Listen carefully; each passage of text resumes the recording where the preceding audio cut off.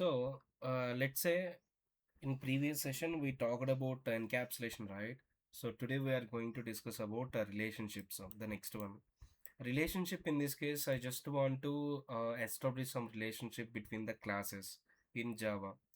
And let's suppose I just want to take the employee information so that I can create the employee class and then employee related fields. I'm taking that.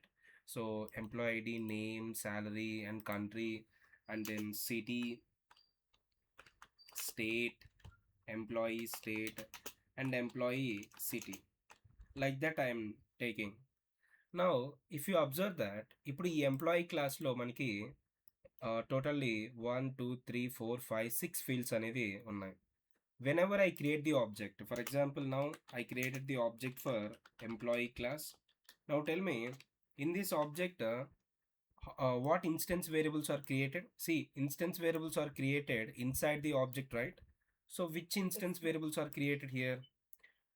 Employee ID, Yes, name, all employee these. name, Yes, yeah. here all these variables are instance variables. So those variables are created inside this object, right? But the thing is, there is a one thing is there.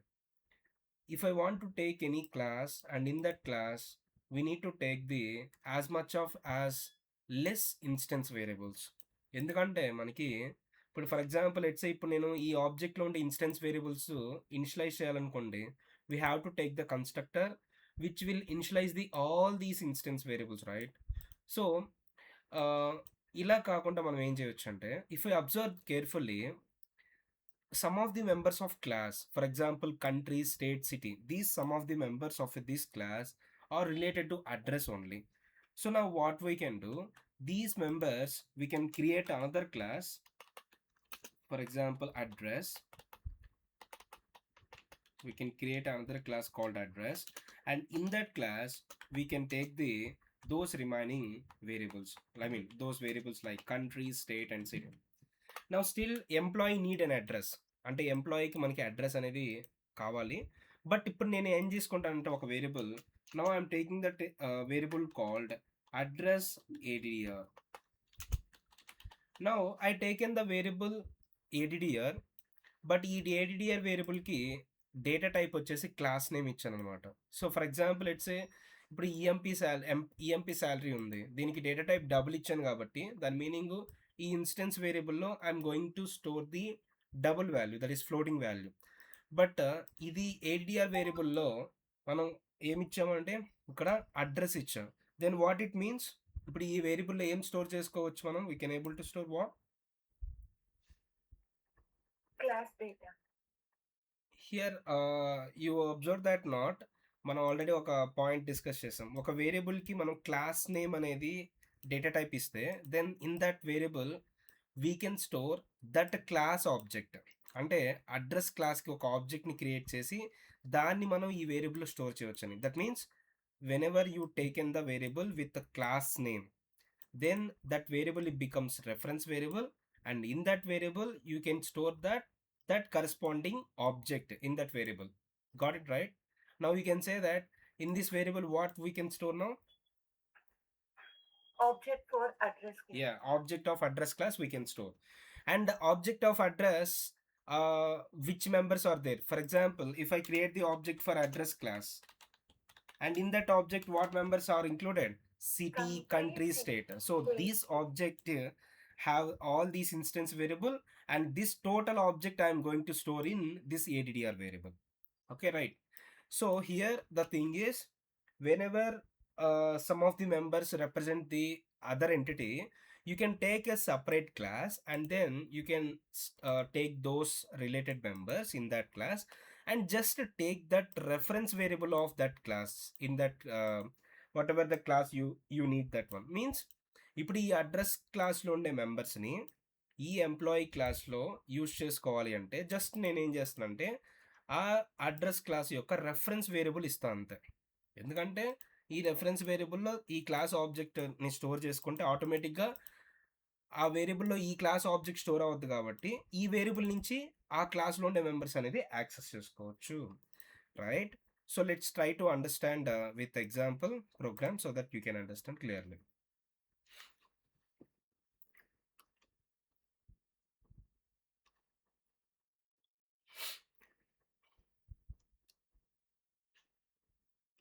So now here it is also one instance variable because I didn't put the static keyword.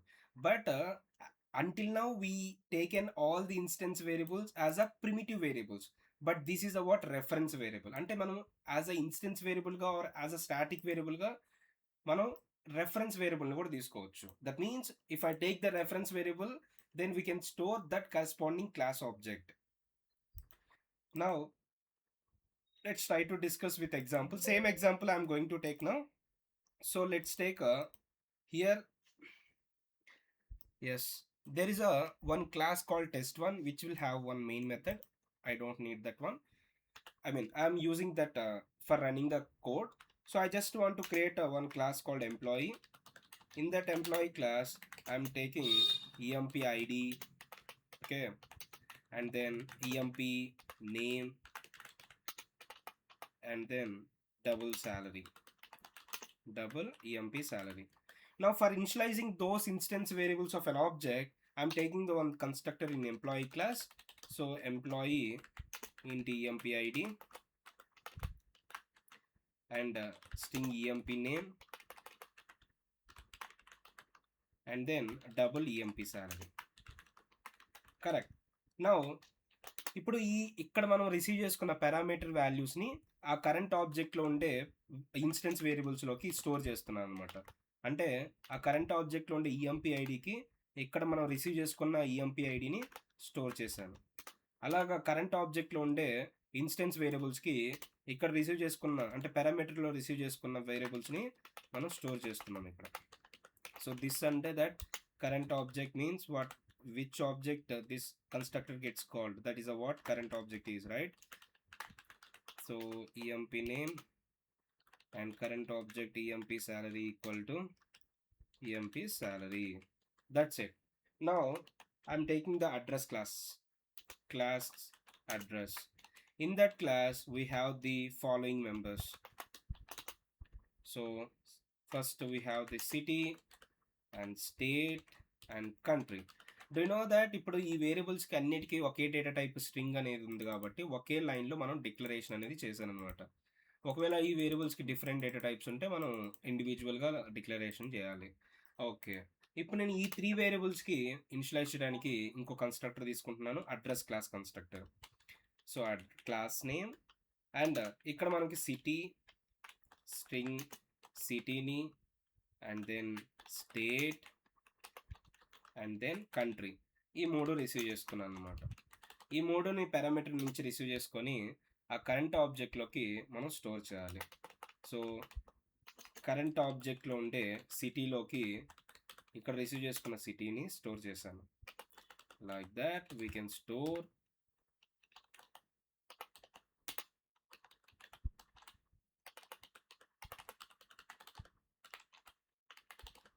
Okay. So like that I taken the 2 classes, that is employee class will have these members, and for initializing the object instance variable I am taking the constructor. Here also same thing. Now let's create the address class object. Address addr equal to new address. ఇప్పుడు address class ఆబ్జెక్ట్ని create చేసేటప్పుడు we are calling the constructor. You can see that now I'm calling the address constructor. ఇప్పుడు మనం object create చేసేటప్పుడు ఇంటర్నల్గా అది address class కన్స్ట్రక్టర్ని call చేయడానికి ట్రై చేస్తుంది. బట్ ఇక్కడ అడ్రస్ క్లాస్లో ఈ కన్స్ట్రక్టర్ అనేది అంటే the constructor without taking any parameters ఇక్కడ లేదు కాబట్టి మనకి ఇక్కడ ఎర్రర్ చూపిస్తుంది. Only the constructor with taking these 3 string values. So that's why while creating the address class object you must pass the 3 string values because there is no matched constructor is there for empty constructor, empty parameterized constructor. That's why. So I'm passing the city now and then country, sorry, state and then country here. Like that I created the object by passing these 3 values, right? Now ఇప్పుడు నేను ఏం చేస్తాను, employee ఆబ్జెక్ట్ని కూడా create చేస్తాను. Employee E1, so addr1 and employee E1 equal to new employee. So ఇంకో new employee ఒక new employee ఆబ్జెక్ట్ని create చేశాను. అండ్ ఇక్కడ కూడా మనకి ఎంప్లాయీ కన్స్ట్రక్టర్ కాల్ అవుతుంది, but there is no constructor which will not taking any parameters, it have one constructor which will take one int, one string, and one double. So I must pass the one int value and one string value and one double value we need to pass here like that. Now I created the two objects, that is e1 and edd1. దాంట్లో ఉండే instance variables కూడా values అనేది initialise అయిపోయాయి. But still ఇప్పుడు నేను ఈ e1 ఆబ్జెక్ట్లో నుంచి what we can able to access, tell me. e1 నుంచి మనం ఏమేమి యాక్సెస్ చేయొచ్చు? We can access employee ID, name and salary. Yes, because e1 మనం అంటే ఎంప్లాయీ ఆబ్జెక్ట్ క్రియేట్ చేసేటప్పుడు దాంట్లో ఉండే ఇన్స్టెన్స్ వేరియబుల్స్ వరకే ఆబ్జెక్ట్ లోపల క్రియేట్ అవుతాయి, అండ్ ఆబ్జెక్ట్లో ఉండే ఇన్స్టెన్స్ వేరియబుల్స్కి వాల్యూస్ అనేది ఇవి ఇనిషియలైజ్ అయ్యాయి, right? But I want to access the address members also with e1 employee. So now ఇప్పుడు e1 ఆబ్జెక్ట్లోకి అడ్రస్లో ఉండే ప్రాపర్టీస్ కూడా ఇనిషియలైజ్ అవ్వాలి కాబట్టి, అడ్రస్ క్లాస్లో ఉండే ప్రాపర్టీస్ కూడా మనకు కావాలి కాబట్టి, so instead of taking all these properties of address class, I just taken address reference here. I will just take an address addr. Now I am taking that one. Now ఇప్పుడు e1 లో మనకి ఏమేమి ఉన్నాయి? empid, name, శాలరీతో పాటు addr variable కూడా create అవుతుంది. We can see addr variable. But do you know in the addr variable what e1 లో ఉండే addr వేరియబుల్కి ఏం స్టోర్ అయింది? There is no value we stored in the default value none. yeah, exactly. So in the e1 object లో addr variable create అయింది, but దాంట్లో value అనేది ఏం store అవ్వలేదు. We didn't send any value to that variable of e1. Now you can say it will give a null value. You can see that now whenever you execute this, you will get a null. So on that null, if you are trying to call the state or country, it will give a null pointer exception, because on the null you cannot call anything. You can see on the call you cannot access anything, it will give a null pointer exception. Yes. Now okay, but what we can do now, ఇక్కడ నేను address రెఫరెన్స్ని receive చేసుకుంటున్నాను అనమాట, addr. And ఇక్కడ కూడా current ఆబ్జెక్ట్లో ఉండే addr వేరియబుల్కి ఇక్కడ receive చేసుకున్న addr వేరియబుల్ని ఇక్కడ స్టోర్ చేసుకుంటున్నా. నా ఇప్పుడు ఇక్కడ మనకి ఏం పాస్ చేయాలంటే ఈ వేరియబుల్కి object of address class. So fourth పారామీటర్గా నేను already I created the object for address class, so I passed this reference to this. Now here now ఇప్పుడు addrలో ఏం స్టోర్, e1లో ఉండే addr వేరియబుల్కి మనకి addr1 ఆబ్జెక్ట్ స్టోర్ అయింది, రైట్? సో దాంట్లో ఉండే స్టేట్ వేరియబుల్ వాల్యూ ఎంత ఉందంటే మనకి దాంట్లో ఉండే స్టేట్ వాల్యూ ఏపీ, రైట్? అంటే ఇక్కడ addrలో అనదర్ క్లాస్ ఆబ్జెక్ట్ ఉంది కాబట్టి ఆ ఆబ్జెక్ట్లో మళ్ళీ అగైన్ 3 ఇన్స్టెన్స్ వేరియబుల్స్ క్రియేట్ అయి ఉన్నాయి కాబట్టి, సో అలా మనం ఈ ఆబ్జెక్ట్ డాట్ ఇన్స్టెన్స్ వేరియబుల్ అని యాక్సెస్ చేసుకోగలం, because this is the object which will have again the instance variables. So object name dot instance variable name, like that we are accessing. So like that we can access state, country and city, because addr have the object of address that will have again the instance variables. Country. Now if I execute this, ఇప్పుడు e1 లో మనకి addr1 object store అయింది కాబట్టి దాంట్లో ఉండే instance variable values అనేది మనకి access అవుతాయి అన్నమాట. So here the state, 1 minute,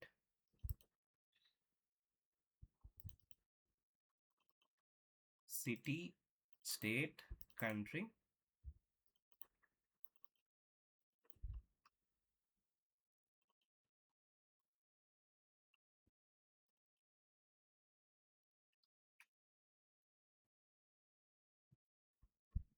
okay we didn't here ఇక్కడ మనము పాస్ చేయలేదు కదా address object. Yes we passed one addr1 object. Just wait, let's call this now. Cannot write state because e1 dot addr is null. e1 లో okay ఇక్కడ remove అయిందా? Okay, this dot addrలో ఇక్కడ receive చేసుకున్న addrని store చేయాలి. Okay, now yes, AP Nellore India. నా ఇప్పుడు నేను ఇంకో ఎంప్లాయీ ఆబ్జెక్ట్ని క్రియేట్ చేస్తానండి. ఇంకో ఎంప్లాయీ ఆబ్జెక్ట్ని క్రియేట్ చేస్తాను. E2 object. దాంట్లో E2 అనే రెఫరెన్స్ వేరియబుల్లో స్టోర్ చేసుకున్నాను. ఈ టోటల్ ఆబ్జెక్ట్ని E2 రెఫరెన్స్ వేరియబుల్లో స్టోర్ చేసుకున్నాను. అండ్ దీంట్లో ఉండే ఇన్స్టెన్స్ వేరియబుల్స్కి ఈ ఫాలోయింగ్ వాల్యూస్ని అసైన్ చేస్తున్నాను. ఇక్కడ మనకు ఒక అడ్రస్ క్లాస్ ఆబ్జెక్ట్ని క్రియేట్ చేసి పంపించాలి కదా, సో నేను అడ్రస్ క్లాస్ ఆబ్జెక్ట్ని క్రియేట్ చేస్తున్నాను. And then we are sending first Hyderabad and then state and then country.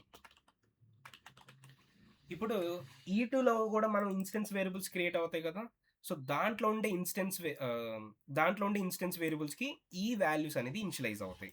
So అప్పుడు E2 ఆబ్జెక్ట్లో ఉండే ఏడిడిఆర్ వేరియబుల్కి మనకి ఏ స్టోర్ అయింది, ఈ ఆబ్జెక్ట్ స్టోర్ అయింది, ఈ అడ్రస్ క్లాస్ ఆబ్జెక్ట్ స్టోర్ అయింది. బట్ E1లో ఉండే అడ్రస్ వేరియబుల్ ఏడిడిఆర్ వేరియబుల్కి ఈ అడ్రస్ ఆబ్జెక్ట్ స్టోర్ అయింది. బికాజ్ ఇన్స్టెన్స్ వేరియబుల్స్ అనేది ఆబ్జెక్ట్ టు ఆబ్జెక్ట్ డిఫరెంట్గా క్రియేట్ అవుతాయని చెప్పాను కదా, సపరేట్గా క్రియేట్ అవుతాయి. సో ఇప్పుడు E2లో ఉండే ఏడిడిఆర్ ఆబ్జెక్ట్ దాంట్లో ఉండే ఇన్స్టెన్స్ వేరియబుల్ని ప్రింట్ చేస్తుంది. Yes, TS Hyderabad India. So E2లో ఉండే address A D D R variable address object ఉంది, దాంట్లో ఉండే ఇన్స్టెన్స్ వేరియబుల్ని యాక్సెస్ చేస్తుంది. So still you can see ఇప్పుడు సేమ్ E2 ఆబ్జెక్ట్తో అడ్రస్ క్లాస్ మెంబర్స్ కూడా యాక్సెస్ చేసుకున్నాను కదండి. So here that means E2 object has the address object, right? అంటే one class object has the what another class object can have that, because here the reference variable also it is taking as a normal variable only. మనం ఎట్లా అయితే primitive variables తీసుకుంటున్నామో అలా కూడా reference variable కూడా తీసుకొని దాంట్లో ఒక వేరే క్లాస్ ఆబ్జెక్ట్ అడ్రస్ అనేది వేరే క్లాస్ ఆబ్జెక్ట్ని మనం స్టోర్ చేసుకోవచ్చు. Now first of all what this line will do that, ఇప్పుడు ఈ లైన్ ఏం చేస్తుందంటే it was passing parameters for employee class. It was creating an object for employee class with having a parameters. So ఇది ఆబ్జెక్ట్ని create చేస్తుంది, employee క్లాస్కి ఆబ్జెక్ట్ని create చేసి and corresponding constructor అనేది call చేసింది. అండ్ ఇప్పుడు ఇవి ఎందుకు వస్తున్నాయి, ఇవేం చేస్తుంది? It was referring to that variable. అంటే మనం అక్కడ సేమ్ నేమ్ ఇవ్వడం వలన దిస్ అని మెన్షన్ చేసాం సార్. ఓకే, అప్పుడు ఈ వేరియబుల్ ఏమొస్తుంది? అది ఈ ఎంప్లాయీ ఐడికి రిఫ్లెక్ట్ అవుతుంది. ఎస్, అంటే దాని మీనింగ్ ఇప్పుడే దిస్ డాట్ ఈఎంపీ ఐడి అంటే storing the values for instant variable that we have sent through parameters parameterized construct. అంటే ఇది ఈ వేరియబుల్ అంటే నేను అనేది ఈ వేరియబుల్ ఏం రెఫర్ అవుతుంది, ఈ వేరియబుల్ ఏం రెఫర్ అవుతుంది? ఈ వేరియబుల్ ఇస్ ఈక్వల్స్ టు తర్వాత రైట్ సైడ్ వాల్యూ స్టోర్ అయ్యింది సార్, లెఫ్ట్ సైడ్ అసైన్ అవుతుంది. ఈ లెఫ్ట్ సైడ్ వేరియబుల్ ఏది రెఫర్ అవుతుంది? రైట్ సైడ్ వాల్యూ స్టోర్ అవుతుంది. నేను అనేది అది కాదు, ఈ ఈఎంపీ ఐడి అనేది ఈ పారామీటర్ వేరియబుల్ ఇది వచ్చేసి ఈ ఆబ్జెక్ట్ లోపల ఉండే instance variable. And A object అనేది డిసైడ్ అవుద్ది, ఏ ఆబ్జెక్ట్ ద్వారా అయితే ఈ కన్స్ట్రక్టర్ కాల్ అవుతుందో ఆ ఆబ్జెక్ట్ యొక్క ఇన్స్టెన్స్ వేరియబుల్స్ అనమాట. ఎందుకంటే దిస్ అనేది కరెంట్ ఆబ్జెక్ట్ అంటే ఏ ఆబ్జెక్ట్ ద్వారా అయితే ఈ కన్స్ట్రక్టర్ కాల్ అవుద్దో అది కరెంట్ ఆబ్జెక్ట్ అవుతుంది. ఫర్ ఎగ్జాంపుల్ ఈ ఆబ్జెక్ట్ క్రియేషన్ టైంలో ఈ కన్స్ట్రక్టర్ ఎగ్జిక్యూట్ అవుతున్నప్పుడు ఈ ఆబ్జెక్ట్ యొక్క ఇన్స్టెన్స్ వేరియబుల్స్ అవి. ఫర్ ఎగ్జాంపుల్ ఈ ఆబ్జెక్ట్ టైంలో కూడా మళ్ళీ అగైన్ కన్స్ట్రక్టర్ కాల్ అవుతుంది కదా, అప్పుడు ఆ టైంలో ఈ ఆబ్జెక్ట్ యొక్క ఇన్స్టెన్స్ వేరియబుల్స్ అవుతాయి అవి. So for every object creation the constructor automatically gets called. Now tell me that can I create the object like this? ఇప్పుడు నేను ఆబ్జెక్ట్ క్రియేట్ చేస్తున్నాను, new class name with in parenthesis. But object create అయ్యేటప్పుడు constructor call అవుతుందని చెప్పానా? ఏ constructor call అవుతుంది ఇక్కడ? The constructor without taking any arguments. అప్పుడు ఎంప్లాయీ క్లాస్లో the constructor without taking any arguments ఏమైనా కన్స్ట్రక్టర్ ఉందా? లేదు. So that's why it will give error. ఒకవేళ నేను మళ్ళీ ఇంకో కన్స్ట్రక్టర్ తీసుకోవచ్చు, ఒకే క్లాస్లో మల్టిపుల్ కన్స్ట్రక్టర్స్ ఉండొచ్చు అని చెప్పాను. బట్ ఆర్గ్యుమెంట్స్ వైజ్ మనం డిఫరెన్షియేట్ చేయాలి ఆ టూ కన్స్ట్రక్టర్స్ని. ఒక క్లాస్లో మల్టిపుల్ కన్స్ట్రక్టర్స్ తీసుకుంటే మనం ఆర్గ్యుమెంట్స్ వైజ్ మనం ఆ రెండు కన్స్ట్రక్టర్స్ని డిఫరెన్షియేట్ చేయాలి. For example it doesn't have any no parameters, but ఇది వచ్చేసి మనకు కొన్ని పారామీటర్స్ ఉన్నాయి. So that's why you can take now you can see this line is valid now Yes, sir. Like that. And you can see ఇప్పుడు ఇది object create అయిన తర్వాత మనం ఒక వేరియబుల్లో స్టోర్ చేసుకోవచ్చు కదా. ఆ వేరియబుల్ ఏమంటాము వాటిని? Reference reference variable. దాంట్లో ఏం స్టోర్ అవుతుంది? value memory store. దిస్ ఆబ్జెక్ట్కి ఒక అడ్రస్ అనేది క్రియేట్ అవుతుందని చెప్పారు. ఆ అడ్రస్ అనేది స్టోర్ అవుతుందని చెప్పారు. అండ్ ఒకవేళ ఒక ఆబ్జెక్ట్ అడ్రస్ అనేది ఒక వేరియబుల్ స్టోర్ అయితే దాని యొక్క డేటా టైప్ ఏమి ఇవ్వాలి? Class name. యా, ఆ ఏ ఆబ్జెక్ట్ అయితే స్టోర్ చేస్తున్నామో ఆ క్లాస్ నేమ్ అనేది ఈ వేరియబుల్కి డేటా టైప్గా ఇవ్వాలి. సో ఇక్కడ కూడా సేమ్ సినారియో కదా. ఒక వేరియబుల్కి క్లాస్ నేమ్ డేటా టైప్ ఇచ్చామంటే దాని meaning ADDR class object address అనేది దీంట్లో స్టోర్ చేస్తున్నాం అని. దాని మీనింగ్ అడ్రస్ క్లాస్ ఆబ్జెక్ట్ని ఈ వేరియబుల్ స్టోర్ చేస్తున్నాం అని. Right? Is it clear this example? ఎందుకంటే ఇంతగా స్ట్రెస్ చేస్తున్నానంటే ఈ ఎగ్జాంపుల్ని, it's very very important. One class can have the another class reference. That is what I'm going to show. And this variable is what? Instance or static?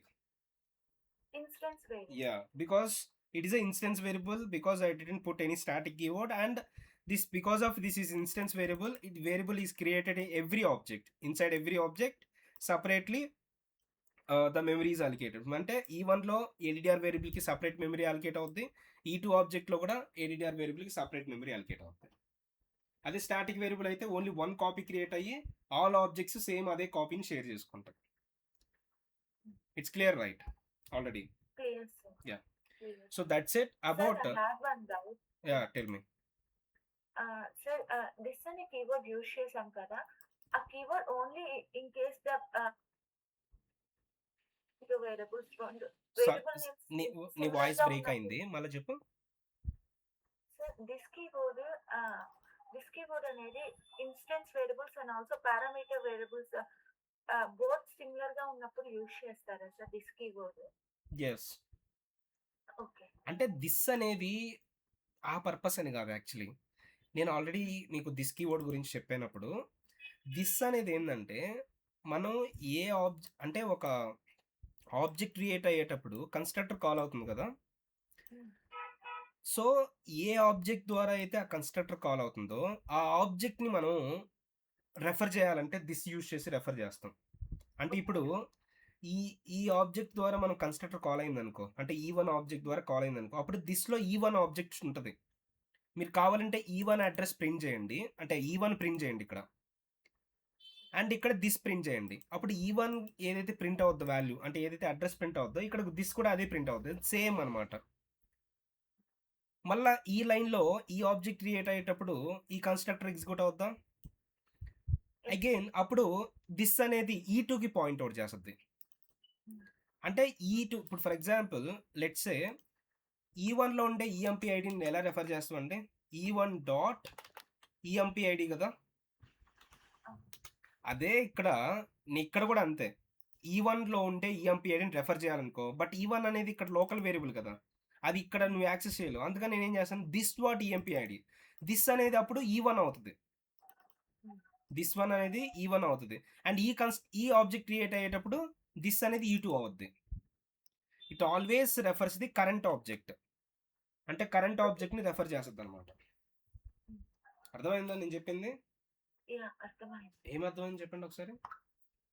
Sir E1 అనేది ఒక local variable కాబట్టి we cannot use that variable in this block కాబట్టి, so E1 కూడా memory address ని refer చేస్తుంది, వేరే this కూడా current object address ని రెఫర్ చేస్తుంది కాబట్టి. సో సో దాంట్లో ఇప్పుడు అంటే నా టార్గెట్ కూడా అదే కదా, E1లో ఉండే ఇన్స్టెన్స్ వేరియబుల్స్కి ఈ వాల్యూస్ని అసైన్ చేయాలి.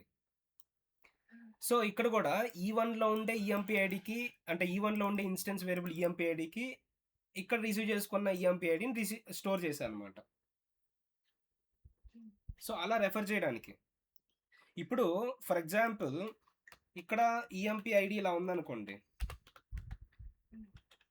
ఇప్పుడు కూడా పెట్టినా ఇబ్బంది లేదు, మీరు దిస్ కీవర్డ్ ఇప్పుడు పెట్టినా ఇబ్బంది లేదు, పెట్టకపోయినా ఇబ్బంది లేదు. ఎందుకంటే ఒకవేళ ఇన్స్టెన్స్ వేరియబుల్ ఇన్స్టెన్స్ మెథడ్లో కానీ ఆర్ కన్స్ట్రక్టర్లో కానీ మనం డైరెక్ట్గా ఇలా రెఫర్ చేసాం అనుకో, అప్పుడు అది కరెంట్ ఆబ్జెక్ట్లో ఉండే EMP ఐడి అనేది రెఫర్ అవుద్ది. అంటే ఇప్పుడు ఈ ఆబ్జెక్ట్ క్రియేట్ అయ్యేటప్పుడు ఆ ఆబ్జెక్ట్లో ఉంటే ఈఎంపీ ఐడి అవుతుంది, అంటే ఈ1 డాట్ ఈఎంపీ ఐడి అవుతుంది. అండ్ ఈ ఆబ్జెక్ట్ క్రియేట్ అయ్యేటప్పుడు ఈ2 డాట్ ఈఎంపీ ఐడి అవుతుంది, అది లెఫ్ట్ సైడ్ ఉండేది. Okay sir. ఒకవేళ ఇది సేమ్ ఉంది అనుకోండి, అప్పుడు మనం దిస్ యూజ్ చేయలేదు అనుకోండి, అప్పుడు ఈ ఈఎంపీ లెఫ్ట్ సైడ్ ఉండే ఈఎంపీ ఐడి, రైట్ సైడ్ ఉండే ఈఎంపీ ఐడి సేమ్, ఇది పారామీటర్ వేరియబుల్ రెఫర్ అవుతుంది. అంటే ఇక్కడ నేను ఏం చేస్తున్నా అంటే, ఇక్కడ వాల్యూ అనేది 101 దీంట్లో రిసీవ్ చేసుకొని ఆ 101ని ఈ వేరియబుల్లోకి స్టోర్ చేస్తున్నా, అంతేగాని ఈ వన్లో ఉండే ఇన్స్టెన్స్ వేరియబుల్కి స్టోర్ చేయట్లా. ఓకే. అప్పుడు నేను దిస్ పెట్టుకున్నాను అనుకోండి, అప్పుడు నేను ఎక్స్ప్లిసిట్గా రెఫర్ చేస్తున్నా, అరే బాబు నాకు కరెంట్ ఆబ్జెక్ట్లో ఉండే ఈఎంపీ ఐడి ఇన్స్టెన్స్ వేరియబుల్కి ఇక్కడ ఉండే వాల్యూ అనేది స్టోర్ చేయాలని కరెంట్ ఎక్స్ప్లిసిట్గా చేయాలి. ఆటోమేటిక్గా ఇప్పుడు జరగద్దు అంటే డిఫరెంట్ ఉన్నప్పుడు వేరియబుల్ నేమ్స్ అనేది. అర్థమైందా మీకు? అర్థమైంది sir. So now you can say that this employee object has the address class object, right?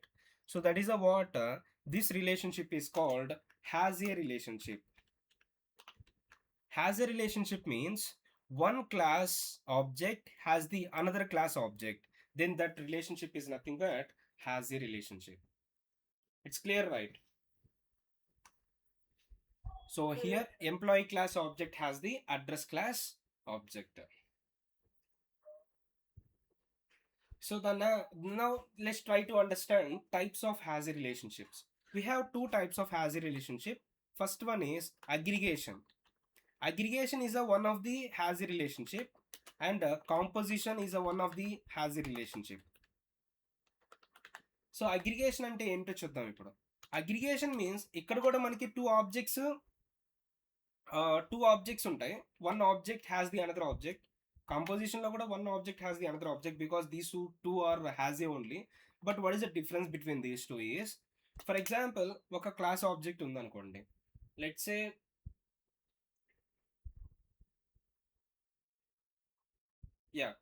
for example, let's say department అనే ఒక ఆబ్జెక్ట్ ఉంది. ఆ డిపార్ట్మెంట్లో ఒక ఎంప్లాయీ ఆబ్జెక్ట్ అనేది స్టోర్ అయ్యింది. అంటే టూ ఆబ్జెక్ట్స్ ఉన్నాయి, డిపార్ట్మెంట్ ఆబ్జెక్ట్ లోపల ఎంప్లాయీ ఆబ్జెక్ట్ స్టోర్ అయింది అనుకోండి. ఇప్పుడు డిపార్ట్మెంట్కి ఎంప్లాయీకి మనకి అగ్రిగేషన్ అని చెప్పొచ్చు. ఎందుకంటే నా రియల్ యూస్ కేసులో ఆలోచించండి. ఇప్పుడు డిపార్ట్మెంట్ ఒకటి ఉంది, like development department, testing department అలాగా, అండ్ మల్టిపుల్ ఎంప్లాయీస్ ఉన్నారనుకోండి. ఒక ఎంప్లాయీ ఉన్నాడు డెవలప్మెంట్ డిపార్ట్మెంట్లో పనిచేస్తున్నాడు. ఇప్పుడు డెవలప్మెంట్ డిపార్ట్మెంట్ని ఎత్తేసారు కంపెనీ నుంచి. స్టిల్ ఆ ఎంప్లాయీ ఎగ్జిస్టింగ్లో ఉండొచ్చా? వేరే డిపార్ట్మెంట్లో పని చేయొచ్చు కదా. అంటే వాడు ఈ డిపార్ట్మెంట్ ఎత్తేసిండని నెక్స్ట్ కంపెనీలో సేమ్ డిపార్ట్మెంట్ అయినా వెళ్ళొచ్చు, ఆర్ వేరే డిపార్ట్మెంట్ కన్నా వెళ్ళొచ్చు కదా. That means this department and employee has not that much relationship. అంటే డిపార్ట్మెంట్ ఆబ్జెక్ట్ని డెస్ట్రాయ్ చేస్తే ఎంప్లాయీ ఆబ్జెక్ట్ అనేది డెస్ట్రాయ్ అవ్వదు. Here department object has the employee object, but when we destroy the department object, the employee object is also not destroyed here.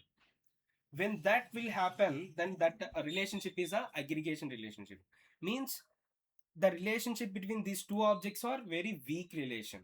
Weak relation అంటే ఏంటంటే, ఒక object destroy అయితే ఇంకో object still ఎగ్జిస్టింగ్లో ఉందనుకోండి, అప్పుడు అది వీక్ రిలేషన్షిప్ అంటాం. అప్పుడు ఆ వీక్ రిలేషన్షిప్ని అగ్రిగేషన్ అంటాం. స్ట్రాంగ్ రిలేషన్షిప్ అనుకోండి, it is a one relationship. For example car ఉంది, కార్ ఆబ్జెక్ట్ ఉంది, కార్ ఆబ్జెక్ట్లో మళ్ళీ ఇంజిన్ క్లాస్ ఆబ్జెక్ట్ ఉంది. ఇప్పుడు నేను కార్ ఆబ్జెక్ట్ని డెస్ట్రాయ్ చేశాను అనుకోండి, ఆటోమేటిక్గా లోపల ఉండే ఇంజిన్ కూడా డెస్ట్రాయ్ అయిపోద్ది కదా. Then when you destroy the car object, automatically engine object also destroyed. Then that is a what? Strong relationship. That's why we can say that it is composition. Got it right? So when one object is destroyed, then that contained object also destroyed. Then it is a aggregation. And if one object is destroyed, the contained object is also destroyed. Then it is a composition. ఇక్కడ destroy అవ్వదు, ఇక్కడ destroy అవుతుంది. So that is a what? Aggregation and composition అనమాట. ఇప్పుడు ఇంకొక దీనికి ముందు ఇది ఈ ఎగ్జాంపుల్స్ మనం తెలుసుకోవాలంటే we have to learn about 2 points.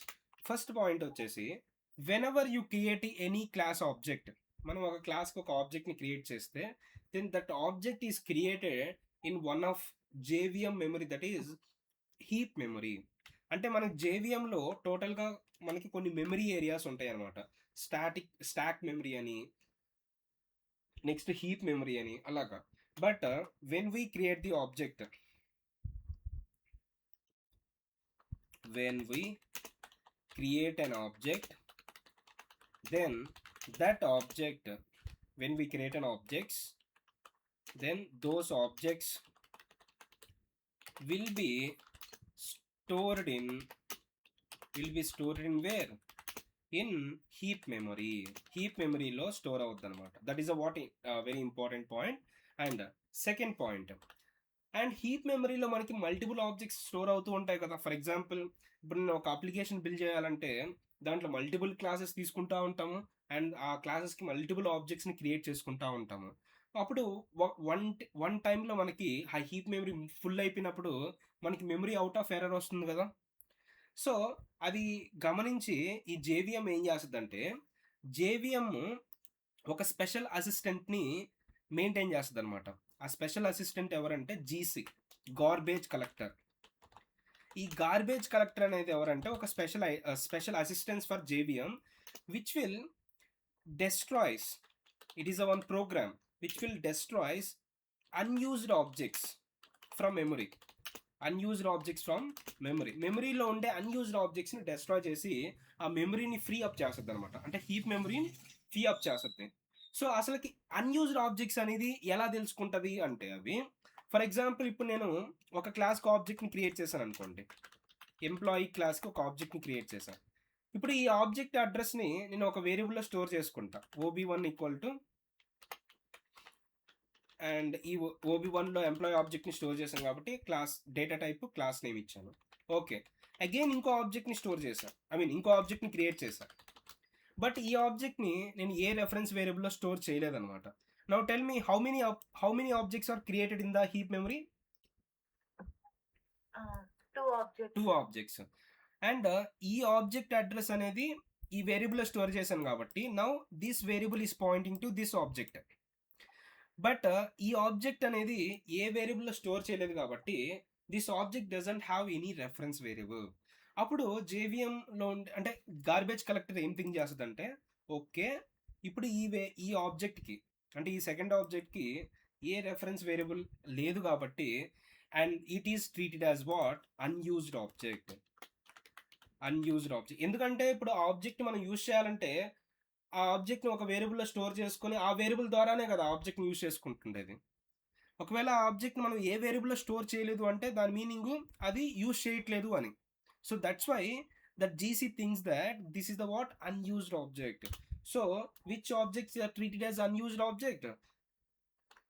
Without allocating the object reference. Yeah, so the objects which doesn't have any reference variables లేకుంటే then that object any reference variables, then that object is said to be unused object గా treat చేస్తుంది అనమాట. So that garbage collector will destroy this second object but not this first object. Okay, so this is the 2 points you should remember that. So first, when we create the objects for any classes, then those objects are get stored in heap memory, and in that heap memory, to free up the space, it destroy garbage collector is one special program of JVM.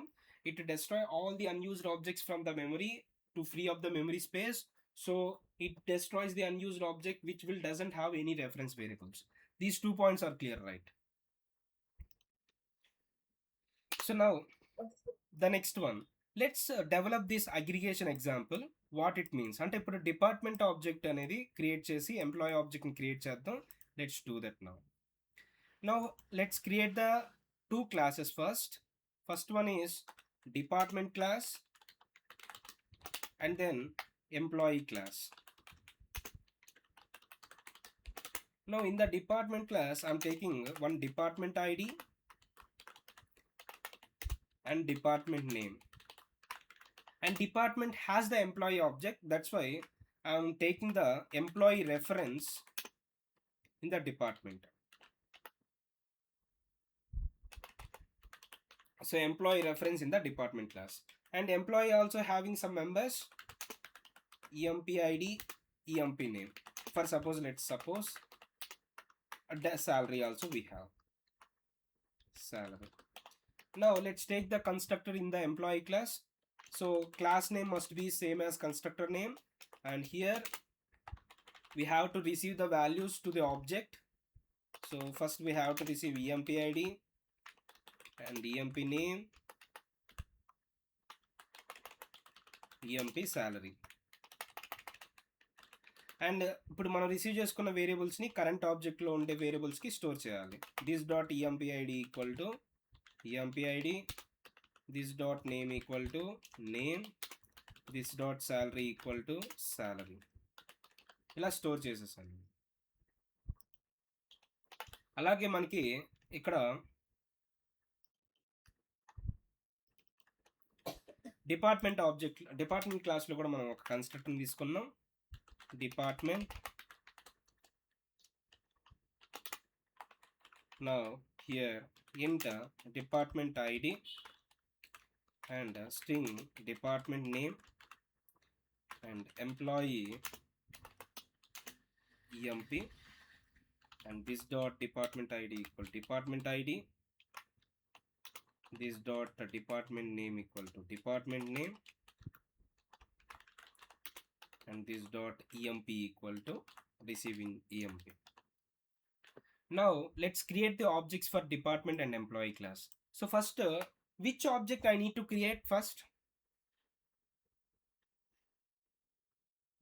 Which object I need to create first? Yes, because if I want to create department object, you should pass the employee object, right? So that's why I need to create the employee object first. So employee e1 equal to new employee, and then I need to create here while creating the employee object we should pass employee ID and the name and then salary, and then we have to create the department object, department class object, department d1 equal to new department. While creating the department object we should pass the department ID and the department name IT, and then department employee object which we created like this. Now we can create and we can access those members now. So system.out.println. But you can see for every object we have to write SOPs, right? So because of that, what we can do, we can develop one method, void display method ni develop చేస్తున్నాను. ఇక్కడ ఏం చేస్తున్నానంటే system.out.println, here we can write like this, employee ID. So employee ID ఉంది. Employee ID అనేది ఎక్కడ ఉంటుంది?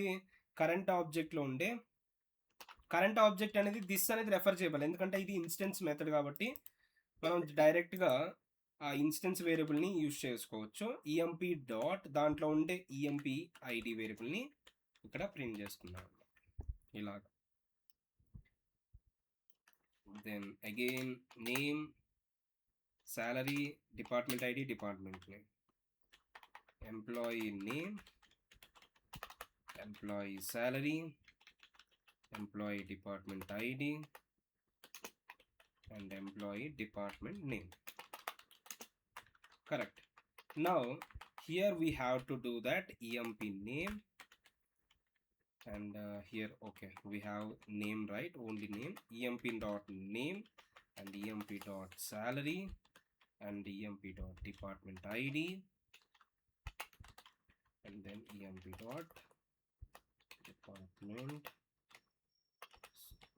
sorry we have direct variables, right? So department name and direct variables, these are not part of employee object. Yes, now I created like this. Now I'm calling this display method with the d1 object. ఇప్పుడు d1 ఆబ్జెక్ట్తో display method call చేసాను కాబట్టి display method call అయ్యేటప్పుడు current object ఏది ఉంటుందండి?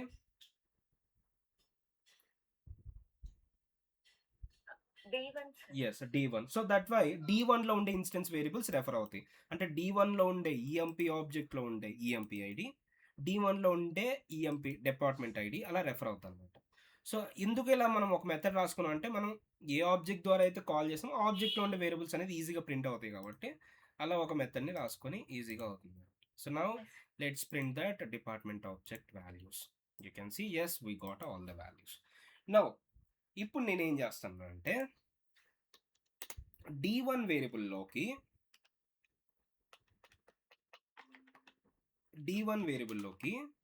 నల్ని store చేస్తున్నాను అనమాట.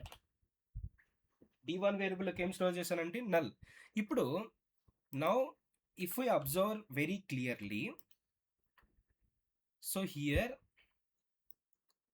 We created the two objects created. ఒకటి వచ్చేసి ఎంప్లాయీ ఆబ్జెక్ట్, సో దీనికి ఒక అడ్రస్ అలికేట్ అవుతుంది 101, అండ్ ఇంకోటి వచ్చేసి డిపార్ట్మెంట్ క్లాస్ ఆబ్జెక్ట్, దీనికి కూడా మనకి ఒక అడ్రస్ని క్రియేట్ చేసుకుంటుంది 102.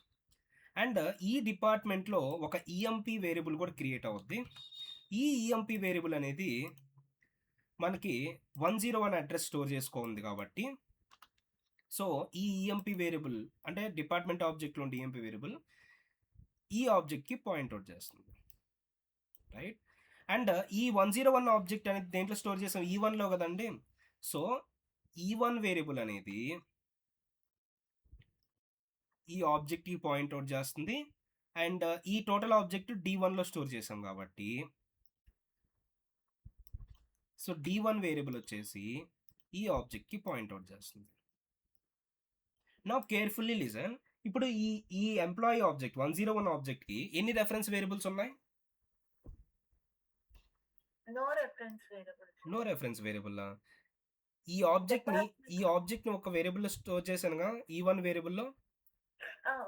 అప్పుడు ఈ ఆబ్జెక్ట్ అనేది E1లో స్టోర్ అయింది కదా, అంటే E1 అనేది ఈ ఆబ్జెక్ట్ పాయింట్అవుట్ చేస్తుంది. అండ్ D1లో కూడా ఈఎంపీ వేరియబుల్ ఉందా? D1లో ఉండే ఈఎంపీ వేరియబుల్కి కూడా ఈ ఆబ్జెక్ట్ని సేమ్ ఆబ్జెక్ట్ని స్టోర్ చేశాను కదా, అంటే దాని మీనింగ్ ఇది డిపార్ట్మెంట్ ఆబ్జెక్ట్ కదా. ఈ డిపార్ట్మెంట్ ఆబ్జెక్ట్లో ఉండే ఈఎంపీ వేరియబుల్కి ఈ ఆబ్జెక్ట్ని స్టోర్ చేశాను కాబట్టి ఈ అడ్రస్కి పాయింట్అవుట్ చేస్తుంది, అంటే ఈ ఆబ్జెక్ట్ పాయింట్అవుట్ చేస్తుంది. అప్పుడు ఈ ఆబ్జెక్ట్కి ఎన్ని రెఫరెన్స్ వేరియబుల్స్ ఉన్నట్టు?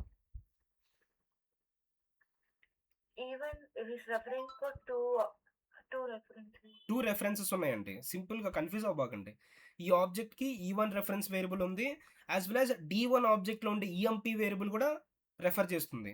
అంటే ఈ 101 ఆబ్జెక్ట్కి 2 వేరియబుల్స్ రెఫర్ చేస్తున్నాయి, అవునా కదా. ఇప్పుడు నేను ఏం చేశాను, D1లో నల్ స్టోర్ చేశాను. అప్పుడు D1లో నల్ స్టోర్ చేస్తే అప్పుడు D1 వేరియబుల్ యాక్చువల్లీ ఈ డిపార్ట్మెంట్ ఆబ్జెక్ట్కి పాయింట్అవుట్ చేస్తుంది జనరల్గా.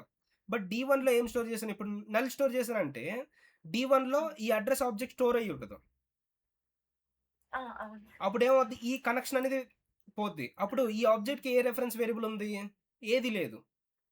సో దీనికి ఏ రెఫరెన్స్ వేరియబుల్ లేదు కాబట్టి గార్బేజ్ కలెక్టర్ ఏం చేస్తుంది, దీంట్లో ఈ ఆబ్జెక్ట్ని డెస్ట్రాయ్ చేస్తుంది. మనకు ఆబ్జెక్ట్ డెస్ట్రాయ్ అయినప్పుడు దాంట్లో ఉండే ఇన్స్టెన్స్ వేరియబుల్స్ కూడా డెస్ట్రాయ్ అయిపోద్ది కదా, అంటే అప్పుడు ఈఎంపీ వేరియబుల్ కూడా డెస్ట్రాయ్ అయిపోద్ది కాబట్టి అప్పుడు ఈ కనెక్షన్ కూడా డిస్కనెక్ట్ అయిపోద్ది. అప్పుడు ఈ ఆబ్జెక్ట్కి ఇంకెవరున్నారు వేరియబుల్, E1 రెఫరెన్స్ వేరియబుల్ ఒకటే ఉంది ఈ ఆబ్జెక్ట్కి. నౌ స్టిల్ ఈ ఆబ్జెక్ట్కి వేరియబుల్ అయితే ఉంది కదా, reference variable. So that's why E1 object అనేది ఎగ్జిస్ట్లో ఉంటుందా, అది కూడా డెస్ట్రాయ్ అవుతుందా? ఓన్లీ ఈవెన్ అయితే ఉంటుంది సార్. D1 ఇన్సైడ్ ఈవెన్ అయితే డెస్ట్రాయ్ అయిపోయి ఉంటుంది.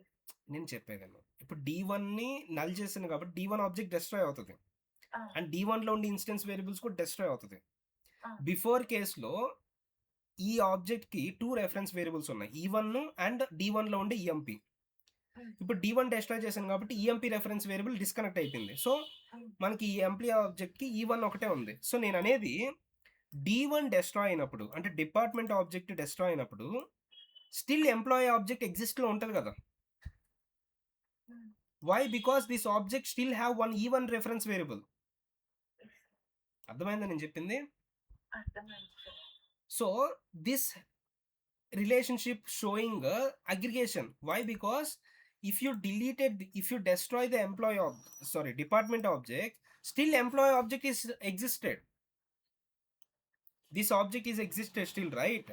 Sir I have one doubt sir. ఇప్పుడు అది నల్ చేసేసినప్పుడు ఈవెన్ ని కూడా అది రెఫర్ చేస్తుంది కదా సార్ D1 ఆబ్జెక్ట్. సో దాంట్లో ఉన్న వాల్యూస్ కూడా రిమూవ్ అయిపోతాయి కదా.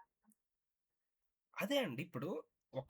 ఇప్పుడు ఒక ఆబ్జెక్ట్ని మనం క్రియేట్ చేసామా, ఆబ్జెక్ట్ అనేది మెమరీలో క్రియేట్ అవుద్దా? అండ్ ఇంకో D1 ఆబ్జెక్ట్ క్రియేట్ చేసామా, దాంట్లో ఉండే ఈ ఈఎంపి వేరియబుల్ ఈ ఎగ్జిస్టింగ్ ఆబ్జెక్ట్కి పాయింట్అవుట్ చేస్తుంది అంతేగాని దాంట్లో మళ్ళీ న్యూ ఆబ్జెక్ట్ ఇలా క్రియేట్ అవ్వదు. నువ్వు అనుకునేది ఈ ఆబ్జెక్ట్ లోపల ఇంకో ఆబ్జెక్ట్ క్రియేట్ అవ్వదు. అప్పుడు నువ్వు చెప్పినప్పుడు ఈ ఆబ్జెక్ట్ లోపల ఇంకో ఈ ఎంప్లాయీ ఆబ్జెక్ట్ క్రియేట్ అయితే అప్పుడు ఇది ఎగ్జిట్ డిలీట్ అయినప్పుడు అది కూడా డిలీట్ అయిపోద్ది. బట్ అది అలా కాదు జరిగేది. ఒక డిపార్ట్మెంట్ ఆబ్జెక్ట్లో ఈఎంపి వేరియబుల్ ఉందా, అది ఏం చేస్తుందంటే ఆల్రెడీ క్రియేట్ అయిన ఆబ్జెక్ట్ అడ్రస్ స్టోరేజ్ చేసుకుంటుంది. ఇప్పుడు ఇది డెస్ట్రాయ్ అయిందంటే అప్పుడు ఈఎంపి వేరియబుల్లోకి నల్ అయిపోద్ది, అంటే ఈఎంపి వేరియబుల్ నల్ అయిపోద్ది. అంటే దాని మీనింగ్ ఈఎంపి వేరియబుల్ అనేది ఈ అడ్రస్ అడ్రస్ వరకే దీంట్లో స్టోర్ అయ్యేది. ఈ డిపార్ట్మెంట్ ఆబ్జెక్ట్లో ఉండే ఈఎంపి వేరియబుల్ దీని యొక్క అడ్రస్ వరకే స్టోర్ అయ్యేది. సో అడ్రస్ వరకే రిమూవ్ అవుతుంది. అడ్రస్ రిమూవ్ అయిందంటే దాని మీనింగ్ స్టిల్ ఆబ్జెక్ట్ ఇంకా మెమరీలో ఉంది అది. అండ్ ఆ ఉన్న మెమరీకి E1 రెఫరెన్స్ వేరియబుల్ ఉంది ఆల్రెడీ. సో అందుకని అది మెమరీలో ఎగ్జిస్టింగ్ ఉంటుంది ఇంకా, because it is in used అని. బట్ D1 నేను నల్ చేశాను కాబట్టి ఇప్పుడు ఈ డిపార్ట్మెంట్ ఆబ్జెక్ట్కి డెస్ట్రాయ్ అయిపోతుంది, because that doesn't have any reference variable count. అర్థమైందా? మనకి ఈ వేరియబుల్స్ ఉన్నాయి కదండి, ఈ వేరియబుల్స్లో just address of that another object store అవుతుంది అంతే. జస్ట్ ఈ ఎగ్జిస్టింగ్ ఆబ్జెక్ట్ని ఈ డిపార్ట్మెంట్లో ఉండే ఈఎంపి వేరియబుల్కి పాయింట్అవుట్ చేస్తున్నా అంతే. అంటే ఈ డిపార్ట్మెంట్లో ఉండే ఈఎంపి వేరియబుల్కి ఈ ఎగ్జిస్టింగ్ ఆబ్జెక్ట్కి పాయింట్అవుట్ చేస్తున్నా, అంటే పాయింట్అవుట్ చేస్తున్నా అంతే కానీ కంప్లీట్లీ కాదు. అర్థమైందా నేను చెప్పింది? అర్థమైంది sir. Yeah. So then this shows what aggregation, because still employee object is existed.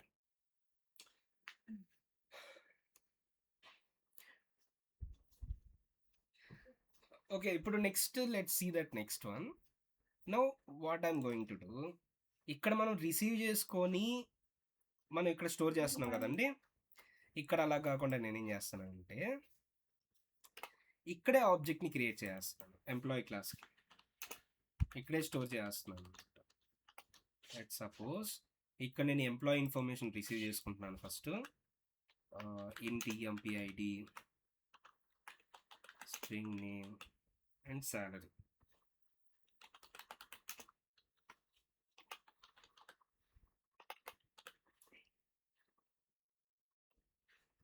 And here EMPID,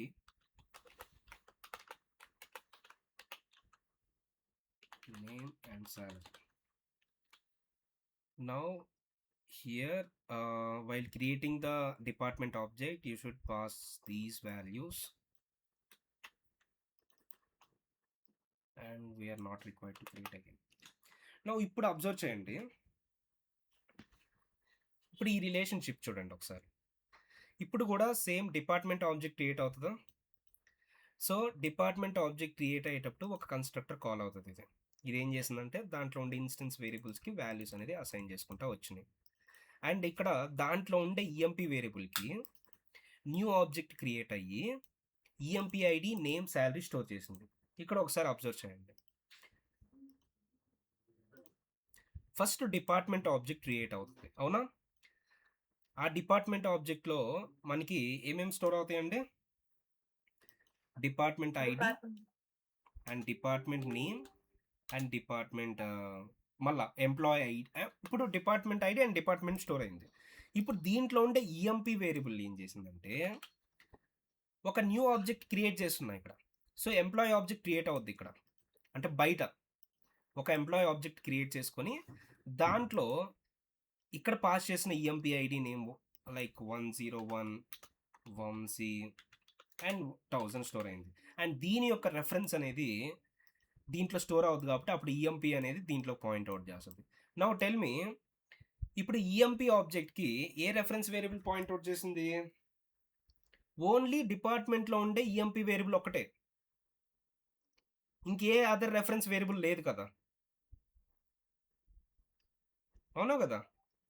yes sir. So, ఇక్కడ మనకి ఇందాక ఒక ఆబ్జెక్ట్‌కి ఒక రెఫరెన్స్ వేరియబుల్ ఇచ్చి, తర్వాత ఆ రెఫరెన్స్‌ని మళ్ళా డిపార్ట్‌మెంట్‌లో స్టోర్ చేశాం. హ్మ్. ఇప్పుడు నేను డైరెక్ట్‌గా ఒక ఆబ్జెక్ట్‌ని క్రియేట్ చేసి, ఆ ఆబ్జెక్ట్ రెఫరెన్స్ డిపార్ట్‌మెంట్‌లో ఉండే ఈఎంపీ వేరియబుల్ వరకే ఇచ్చాననమాట రెఫరెన్స్ అనేది. So, when I destroy this department object, దాంట్లో ఉండే ఈఎంపీ వేరియబుల్స్ కూడా డెస్ట్రాయ్ అవుతది కదా! Yes sir. అప్పుడు దీంట్లో నల్ స్టోర్ అవుద్ది కాబట్టి, హ్మ్. ఇప్పుడు ఈ ఆబ్జెక్ట్ అనేది ఏముంటది? ఈ ఆబ్జెక్ట్‌కి ఏ రెఫరెన్స్ వేరియబుల్స్ ఉండవు. స్టిల్ ఆబ్జెక్ట్ ఉంటది మెమరీలో. బట్ హ్మ్. ఏ రెఫరెన్స్ వేరియబుల్ ఉండదు కాబట్టి, గార్బేజ్ కలెక్టర్ ఇది కూడా డెస్ట్రాయ్ చేసేస్తది. Okay sir. అంటే డిపార్ట్మెంట్ ఆబ్జెక్ట్ డెస్ట్రాయ్ అయినప్పుడు, దాని యొక్క లోపల ఉండే ఎంప్లాయీ ఆబ్జెక్ట్ కూడా డెస్ట్రాయ్ అవుతది. Because it creates only one reference. Hmm. ఒక రెఫరెన్సే క్రియేట్ చేస్తుందనమాట. సో, ఇప్పుడు డి1లో నల్ ఉంది కాబట్టి, డి1లో డిస్‌ప్లే మెథడ్ అనేది లేదింకా. మనకి నల్ స్టోర్ చేసేసాం కాబట్టి, నల్ పైన మనం ఏ మెథడ్ కాల్ చేయలేం కాబట్టి ఎర్రర్ వచ్చేస్తుంది. Because D one is null. Null pointed exception. So, yes. అర్థమైందా అండి ఇప్పుడు? Have any doubts until now? Understood sir. Still confidence లేదు మీ మాటల్లో. ఆ! అర్థమైంది సార్. యాహ్! కాంపోజిషన్‌కి, అగ్రిగేషన్‌కి డిఫరెన్స్ చెప్పారు. సో, క్లాస్‌లో ఇంటర్నల్‌గా మెమరీ ఆబ్జెక్ట్ క్రియేట్ చేస్తే అది కాంపోజిషన్ లాగా వర్క్ అవుతుంది. అంటే వన్స్ ఎందుకు డే1 కాంపోజిషన్‌లో వర్క్ అవుద్దంటే, అప్పుడు ఒకే ఒక రిఫరెన్స్ వేరియబుల్ మెయింటైన్ ఒక్క అవుతది. రెఫరెన్స్. అది బయట క్రియేట్ చేస్తే 2 రిఫరెన్స్ వేరియబుల్స్ మెయింటైన్ అవుతాయి. హ్మ్. ఓకే. హ్మ్. అంతే కదా! ఇందాక 2 రిఫరెన్స్ ఈ1 ఉంది. యాస్ వెల్ యాస్ డిపార్ట్మెంట్‌లో ఉండే ఈఎంపీ కూడా ఉంది. హ్మ్. Yes sir. ఎంప్లాయీ ఆబ్జెక్ట్‌కి. ఇప్పుడు ఓన్లీ ఈ హ్మ్. డిపార్ట్మెంట్‌లో ఉండే ఈఎంపీ వేరియబుల్ డి1. ఒకటే రెఫర్ చేస్తుంది. ఆ! అందుకని ఒక్క రిఫరెన్సే ఉంది కాబట్టి అది డెస్ట్రాయ్ చేస్తే ఆ రిఫరెన్స్ కూడా పోద్ది. Yes sir. Got it right? Got it sir. Yeah! So that's it about has a relationship. So has a relationship means ఒక క్లాస్‌లో ఉండే మెంబర్స్ ఇంకో క్లాస్‌లో మనం యూజ్ చేయాలంటే ఆ క్లాస్ రెఫరెన్స్‌ని తీసుకుంటాం జస్ట్. అది కంపోజిషన్‌లో గాని, అగ్రిగేషన్‌లో గాని. బట్ రిలేషన్‌షిప్ ఎలా ఉంటుంది? ఒక ఆబ్జెక్ట్‌లో ఉండే ఇంకో ఆబ్జెక్ట్ ఆ రిలేషన్‌షిప్ స్ట్రాంగ్‌గా ఉందా ఆర్ వీక్‌గా ఉందా అనేది అగ్రిగేషన్ అండ్ కాంపోజిషన్ చెప్తుందన్నమాట. So that's it about has a relationship. Now let's talk about is a relationship. Is a relationship అంటే ఇన్హెరిటెన్స్ కూడా అంటాం. ఈజీ అన్న ఆర్ ఇన్హెరిటెన్స్ అన్న ఒకటే. సో ఇప్పుడు సేమ్ సినారియో తీసుకుందాం. సేమ్ సినారియో తీసుకుందాం. అంటే లైక్ ఎంప్లాయీ అండ్ అడ్రస్ తీసుకుందాం. ఇప్పుడు లెట్స్ సే ఈ ఎంప్లాయీ క్లాస్‌కి అంటే ఈ ఎంప్లాయీ ఆబ్జెక్ట్ అంటే ఇప్పుడు ఈ క్లాస్‌కి మనం ఆబ్జెక్ట్‌ని క్రియేట్ చేస్తాం అనుకోండి. New employee. ఇప్పుడు ఈ ఆబ్జెక్ట్‌లో ఏ వేరియబుల్స్ క్రియేట్ అవుతాయండి? ఐడీ, నేమ్, సాలరీ ఈ 3 వరకే క్రియేట్ అవుతాయి.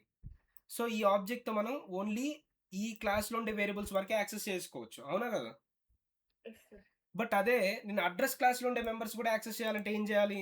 ఒక వే వచ్చేసి జస్ట్ ఆ క్లాస్లో అడ్రస్ రెఫరెన్స్ తీసుకోవచ్చు.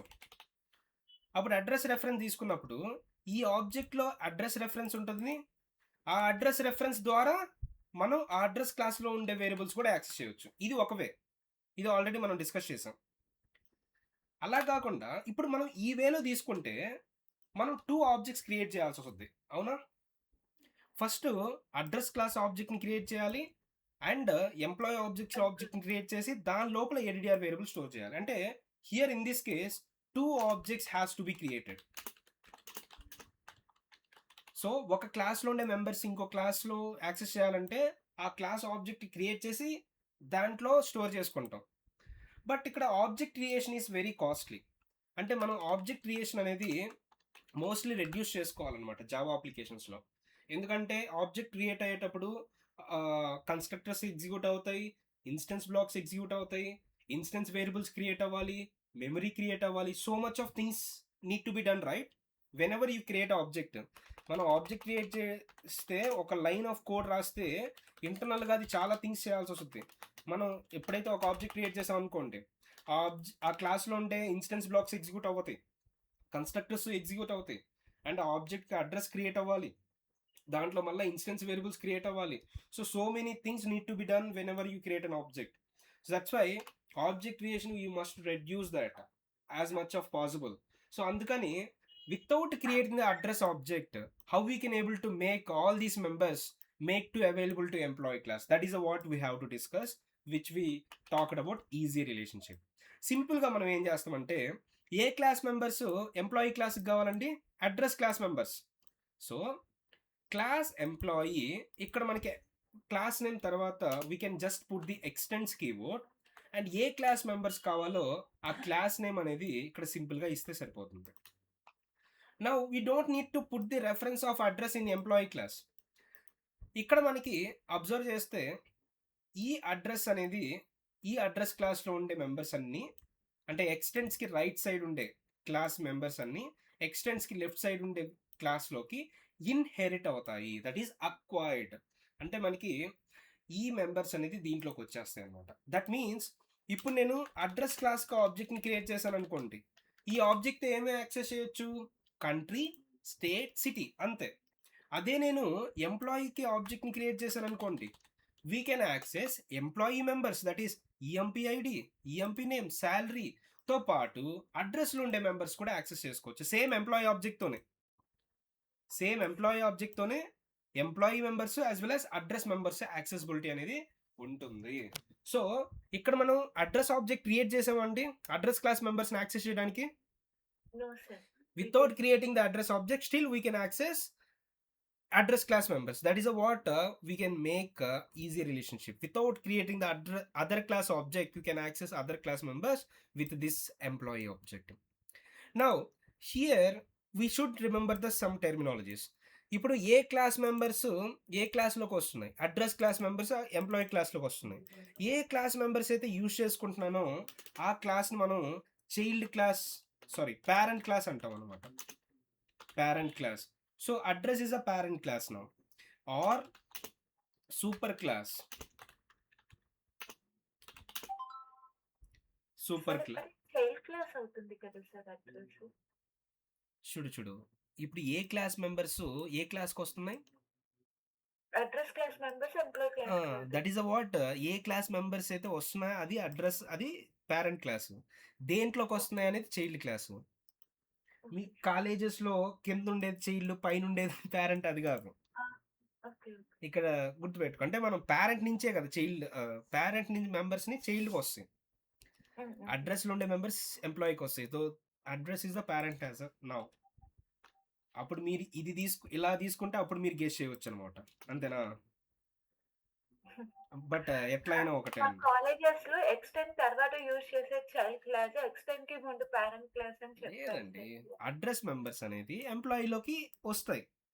That means address is about parent and employee is a child.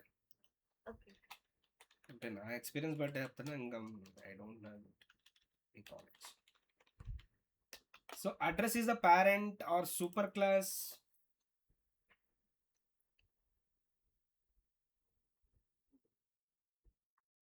or base class. Yeah, base, exactly.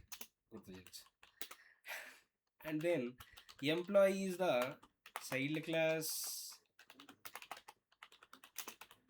or subclass or derived class. These are the terminologies, you should remember that now. Now same example what way I'm taking that,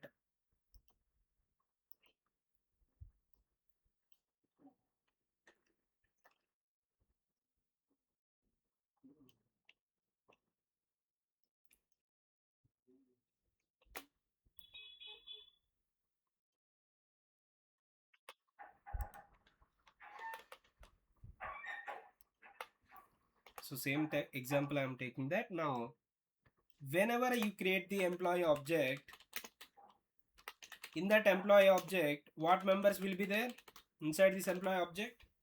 Employee ID, employee name, employee salary, country, state. Yes, exactly. So that E1 లో ఉండే EMP ఐడికి నేను 101 store చేస్తున్నానండి ఇక్కడ మనకి. And then E1 లో ఉండే EMP నేమ్కి సమ్ వాల్యూని స్టోర్ చేస్తున్నాను.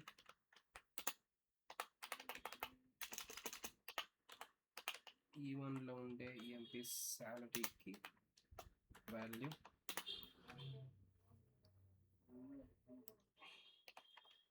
అండ్ యాజ్ వెల్ యాజ్ E1లో ఉండే కంట్రీ కూడా అంటే కంట్రీ కూడా యాక్సెసిబిలిటీ ఉంటుంది కాబట్టి కంట్రీ కూడా మనం స్టోర్ చేసుకోవచ్చు like this.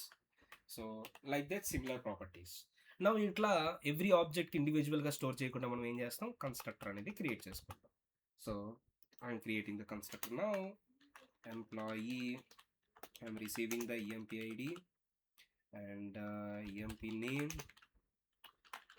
and EMP salary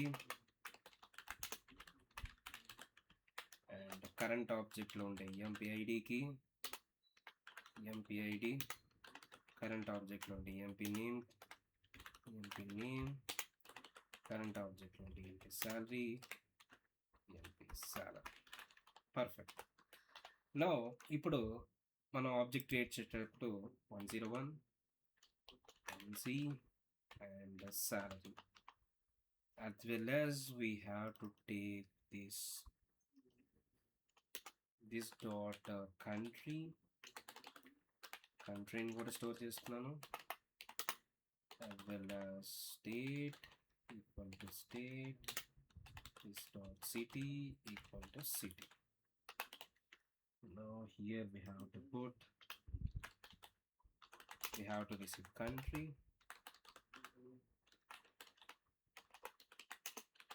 state,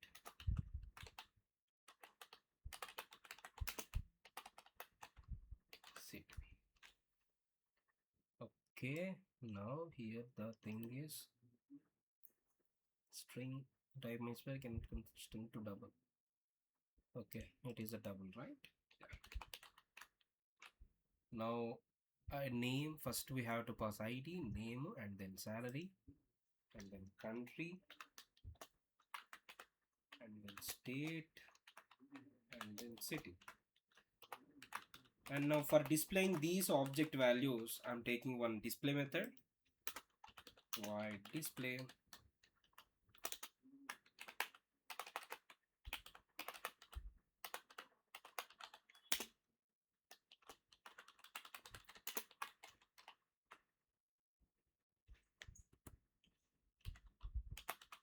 MPID, like that we can name, salary, country, state,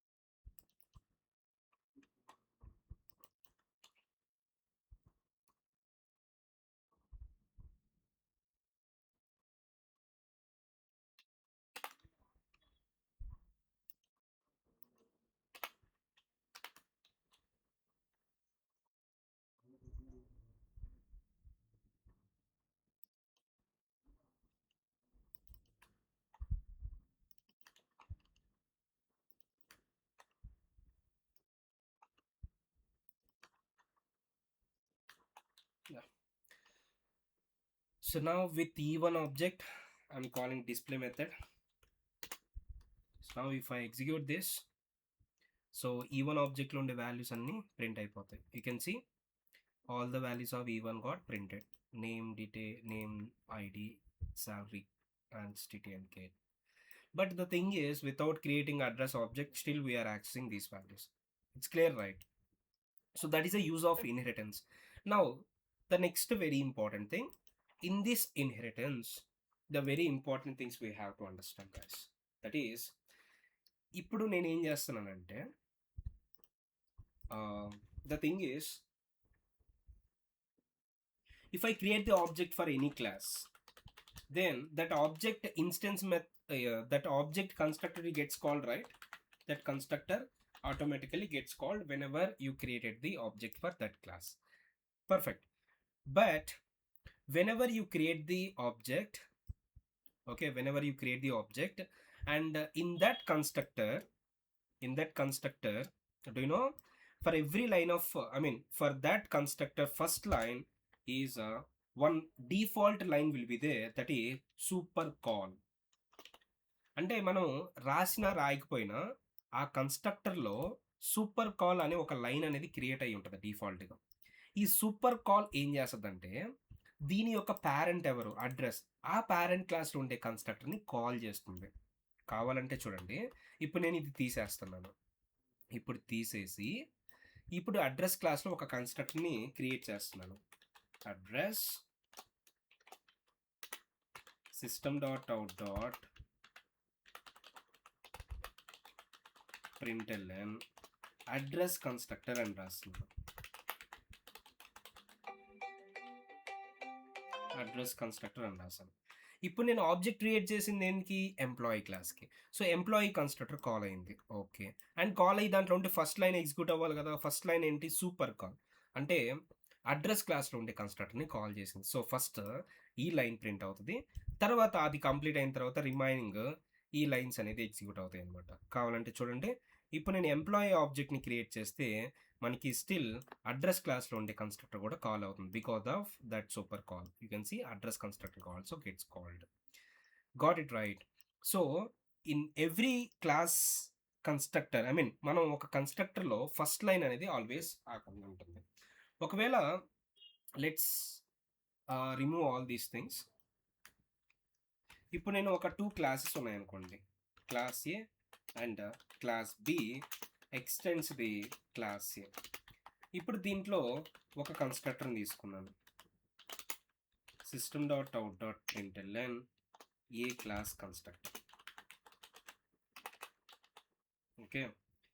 and here also it is a B class constructor. It is a B class constructor. Now అసలుకి constructor తీసుకోలేదనుకోండి, ఇప్పుడు B క్లాస్లో ఏమైనా constructor ఉందండి, లేదు కదా. So ఇమ్మీడియట్గా JVM compiler ఏం చేస్తుందంటే ఆ క్లాస్లో ఒక కన్స్ట్రక్టర్ని క్రియేట్ చేస్తుంది, అదే డిఫాల్ట్ కన్స్ట్రక్టర్ అని చెప్పాను. సో ఇప్పుడు నేను న్యూ బి అంటే బి క్లాస్కి ఒక ఆబ్జెక్ట్ని క్రియేట్ చేశాను అనుకోండి, ఇక్కడ మనకు కన్స్ట్రక్టర్ కాల్ అవుతుంది. బట్ ఏ కన్స్ట్రక్టర్ కాల్ అవుతుందంటే డిఫాల్ట్ కన్స్ట్రక్టర్ కాల్ అవుతుంది. ఆ డిఫాల్ట్ కన్స్ట్రక్టర్లో కూడా ఫస్ట్ లైన్ ఏముంటుందంటే సూపర్ కాల్ ఉంటుంది. సో ఆ సూపర్ కాల్ ఏం చేస్తుందంటే ఏ క్లాస్ కన్స్ట్రక్టర్ అనేది కాల్ చేస్తుంది, పేరెంట్ క్లాస్ కన్స్ట్రక్టర్ని కాల్ చేస్తుంది. దట్స్ వై మనకి అవుట్పుట్ వచ్చేసి ఇక్కడ మనకి ఏ క్లాస్ కన్స్ట్రక్టర్ ప్రింట్ అవుతుంది. ఒకవేళ మనం ఓన్గా ఒక కన్స్ట్రక్టర్ తీసుకున్నా, అంటే మనం ఒకవేళ కన్స్ట్రక్టర్ని క్రియేట్ చేసిన దాంట్లో కూడా మన ఫస్ట్ లైన్ ఏముంటుందంటే సూపర్ కాల్ ఉంటుంది. కాబట్టి ఫర్ ఎగ్జాంపుల్ ఇప్పుడు బి కన్స్ట్రక్టర్ తీసుకున్నాను కదా, సో ఇప్పుడు అవుట్పుట్ ఏమొస్తుందండి, A class constructor, B class constructor. So first A constructor call అవుతుంది, A class, B class constructor call అవుతుంది. దాని ద్వారా ఏ క్లాస్ కన్స్ట్రక్టర్ కాల్ అయింది, అవునా కదా. ఇది కాల్ అయితేనే కదా దాంట్లో ఉండే సూపర్ కాల్ అయింది. That is a what. So what is the output then? So whenever you create the child class object, it automatically calls the parent class constructor by default because of super call internally. And it is a what, first line of the constructor. That first line of constructor, whether you create the constructor that is a parameterized constructor or default constructor or no argument constructor, for every constructor first line is always super call only. Okay. Now the thing is the next, okay, ఇక్కడ వరకు అయితే clear. ఇప్పుడు నేనేం చేస్తానంటే same example తీసుకున్నాను, ఇందాక employee ఇది తీసుకున్నాను కదా. ఇప్పుడు కంట్రీ, స్టేట్, సిటీ ఇక్కడ నేను ఇనిషియలైజ్ చేయకుండా నేనేం చేస్తానంటే కంట్రీ, స్టేట్, సిటీకి కన్స్ట్రక్టర్ అనేది ఇక్కడ డిజైన్ చేస్తానండి, అంటే అడ్రస్ క్లాస్ డిజైన్ చేస్తున్నాను. అండ్ ఇవి ఇనిషియలైజింగ్ అనేది ఇక్కడ చేయను, ఈ కన్స్ట్రక్టర్లో చేసుకుంటా. ఇప్పుడు నేను ఏం చేస్తానంటే రైట్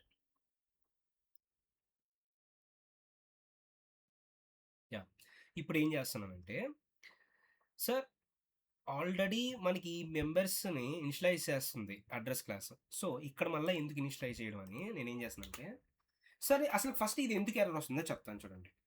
ఇప్పుడు ఈ ఈ కన్స్ట్రక్టర్లో ఉండే ఫస్ట్ లైన్ ఏముంటుంది, సూపర్ కాల్ కదా. Yes sir. సూపర్ కాల్ కూడా ఎలా ఉంటుంది, super call without passing any value ఇలా ఉంటుంది. ఇలా ఉంటుందల్లా అంటే ఇది it is trying to call the parent class constructed by without passing any values. But is there any constructor in address class which doesn't taking any parameters? No, right? No.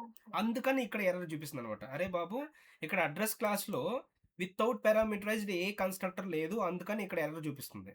ఎందుకంటే అది by డిఫాల్ట్గా super అది call చేస్తుంది కాబట్టి. ఒకవేళ నువ్వు address class constructor తీసుకున్నావు అనుకో వితౌట్ టేకింగ్ ఎనీ పారామీటర్స్, ఇప్పుడు ఎర్రర్ సాల్వ్ అవుతుంది చూడండి.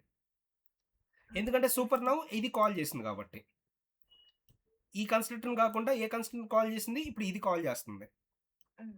ఇప్పుడు అదే నేను ఏం చేస్తానంటే ఎక్స్ప్లిసిట్గా సూపర్ పెట్టుకుని ఇక్కడ రిసీవ్ చేసుకున్న అంటే ఇక్కడ పారామీటర్ నుంచి రిసీవ్ చేసుకున్న కంట్రీని, పారామీటర్ నుంచి రిసీవ్ చేసుకున్న స్టేట్ అండ్ సిటీని పాస్ చేస్తున్నా. ఇప్పుడు నేను ఎక్స్ప్లిసిట్గా కాల్ చేస్తున్నాను అనమాట కన్స్ట్రక్టర్ని, పేరెంట్ క్లాస్ కన్స్ట్రక్టర్ని నేను ఎక్స్ప్లిసిట్గా కాల్ చేస్తున్నా బై పాసింగ్. అప్పుడు ఈ కన్స్ట్రక్టర్ మ్యాచ్ అయిందా? సో మనం ఒకవేళ సూపర్ కాల్ పెట్టాం అనుకోండి, అప్పుడు డిఫాల్ట్గా సూపర్ కాల్ ఉంటుంది, ఇంకా మనం తీసుకున్న సూపర్ కాల్ ఉంటుంది. ఇప్పుడు ఇప్పుడు ఏమవుద్దంటే ఎంప్లాయీ ఆబ్జెక్ట్ క్రియేట్ అయ్యేటప్పుడు ఈ కన్స్ట్రక్టర్ ఎగ్జిక్యూట్ అవుతుందా? ఇక్కడ 101 వంశీ ఈ శాలరీ అనేది దీంట్లోకి స్టోర్ అవుతుంది. But first before that first line అనేది ఎగ్జిక్యూట్ అవుతుంది కదా. ఫస్ట్ లైన్ ఏం చేస్తుందంటే ఈ కన్స్ట్రక్టర్ని కాల్ చేస్తుంది. ఇప్పుడు ఈ కన్స్ట్రక్టర్ కూడా ఒక ఆబ్జెక్ట్తోనే కాల్ అవ్వాలి కదా. ఏ ఆబ్జెక్ట్తో కాల్ అవుతుందంటే ఈ కన్స్ట్రక్టర్ ఏ ఆబ్జెక్ట్ అయితే కాల్ అయిందో ఆ ఆబ్జెక్ట్తోనే ఈ కన్స్ట్రక్టర్ని కాల్ చేసుకుంటుంది. అంటే ఏ ఆబ్జెక్ట్తో కాల్ అయింది, E1 ఆబ్జెక్ట్తో కదా. E1 ఆబ్జెక్ట్తోనే ఈ అడ్రస్ క్లాస్ కన్స్ట్రక్టర్ కాల్ అవుతుంది. అప్పుడు దిస్ అనేది ఏమవుతుంది,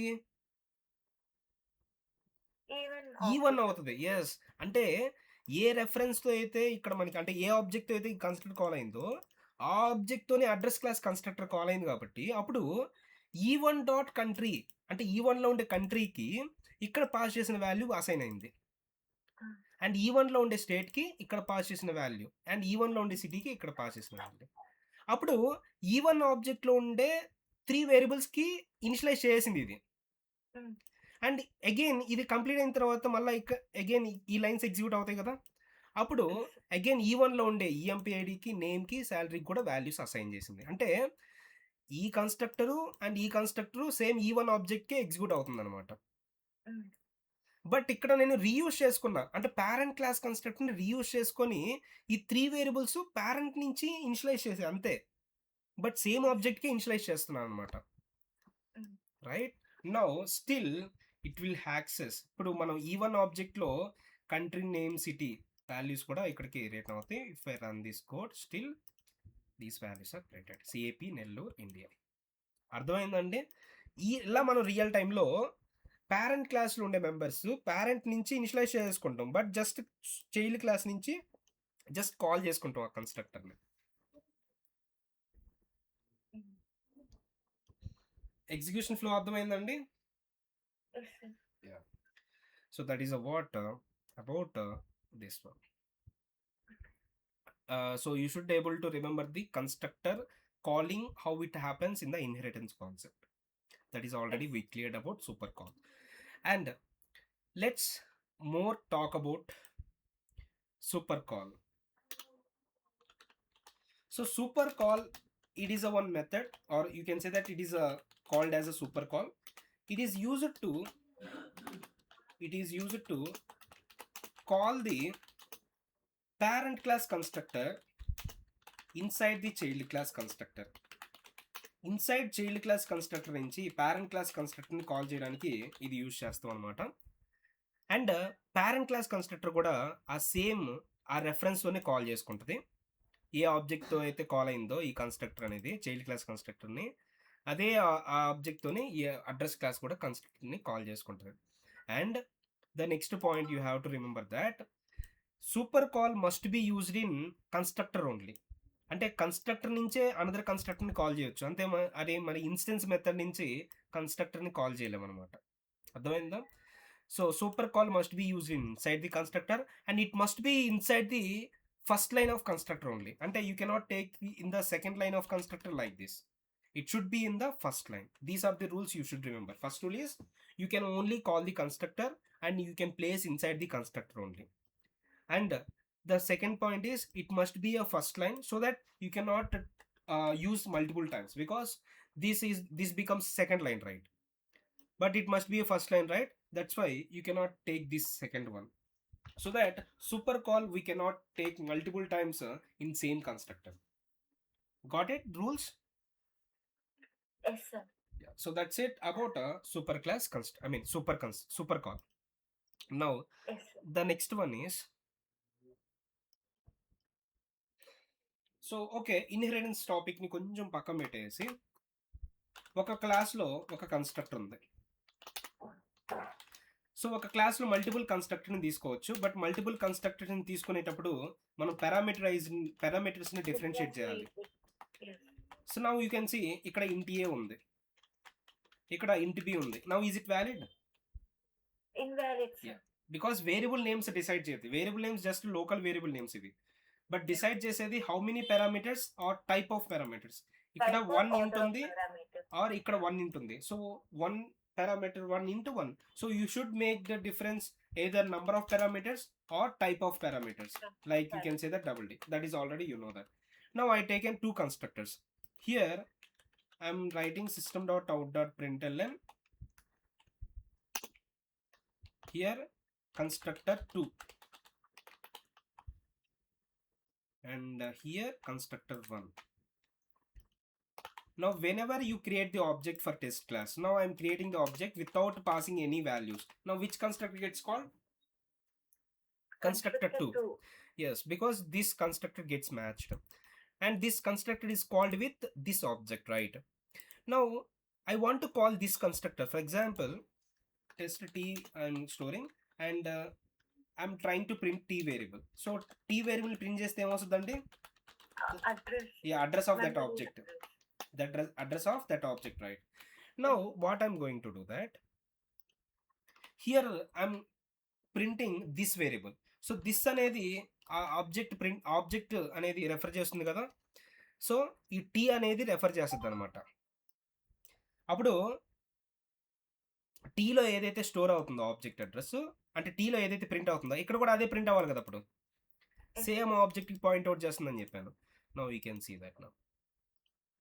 సో ఇక్కడ ఉండే అడ్రస్ చూడండి, ఇక్కడ CASX, ఇక్కడ కూడా CACX. అంటే ఫస్ట్ కన్స్ట్రక్టర్ కాల్ అయింది, సో అది ఒక అడ్రస్ ప్రింట్ అయింది, సేమ్ అడ్రస్ ప్రింట్ చేసింది. అంటే దాని మీనింగ్ ఈ ఆబ్జెక్ట్తోనే ఇది కాల్ అవుతుందని. అప్పుడు దిస్ అనేది ఆ ఆబ్జెక్ట్కి పాయింట్అవుట్ చేస్తుందని అర్థం, అవునా కదా. ఇప్పుడు నేనేం చేస్తానంటే ఈ కన్స్ట్రక్టర్ని కూడా కాల్ చేయాలి, బట్ ఈ ఆబ్జెక్ట్తోనే కాల్ అవ్వాలి. ఫర్ ఎగ్జాంపుల్ ఈ కన్స్ట్రక్టర్ నేను కాల్ చేయాలనుకో, మనం ఇలా కాల్ చేయలేం కదా, టెస్ట్ ఆఫ్ 10 అని ఇలా కాల్ చేయలేం. మనం కన్స్ట్రక్టర్ అనేది ఆబ్జెక్ట్తోనే కాల్ చేయాలి. సో ఇప్పుడు నేను ఒక న్యూ ఆబ్జెక్ట్ క్రియేట్ చేసి కాల్ చేశాను. ఇప్పుడు నేను దిస్ అనేది ప్రింట్ చేస్తున్నా ఇక్కడ. ఇప్పుడు ఈ దిస్ అనేది ఎవరికి పాయింట్అవుట్ చేస్తుందండి?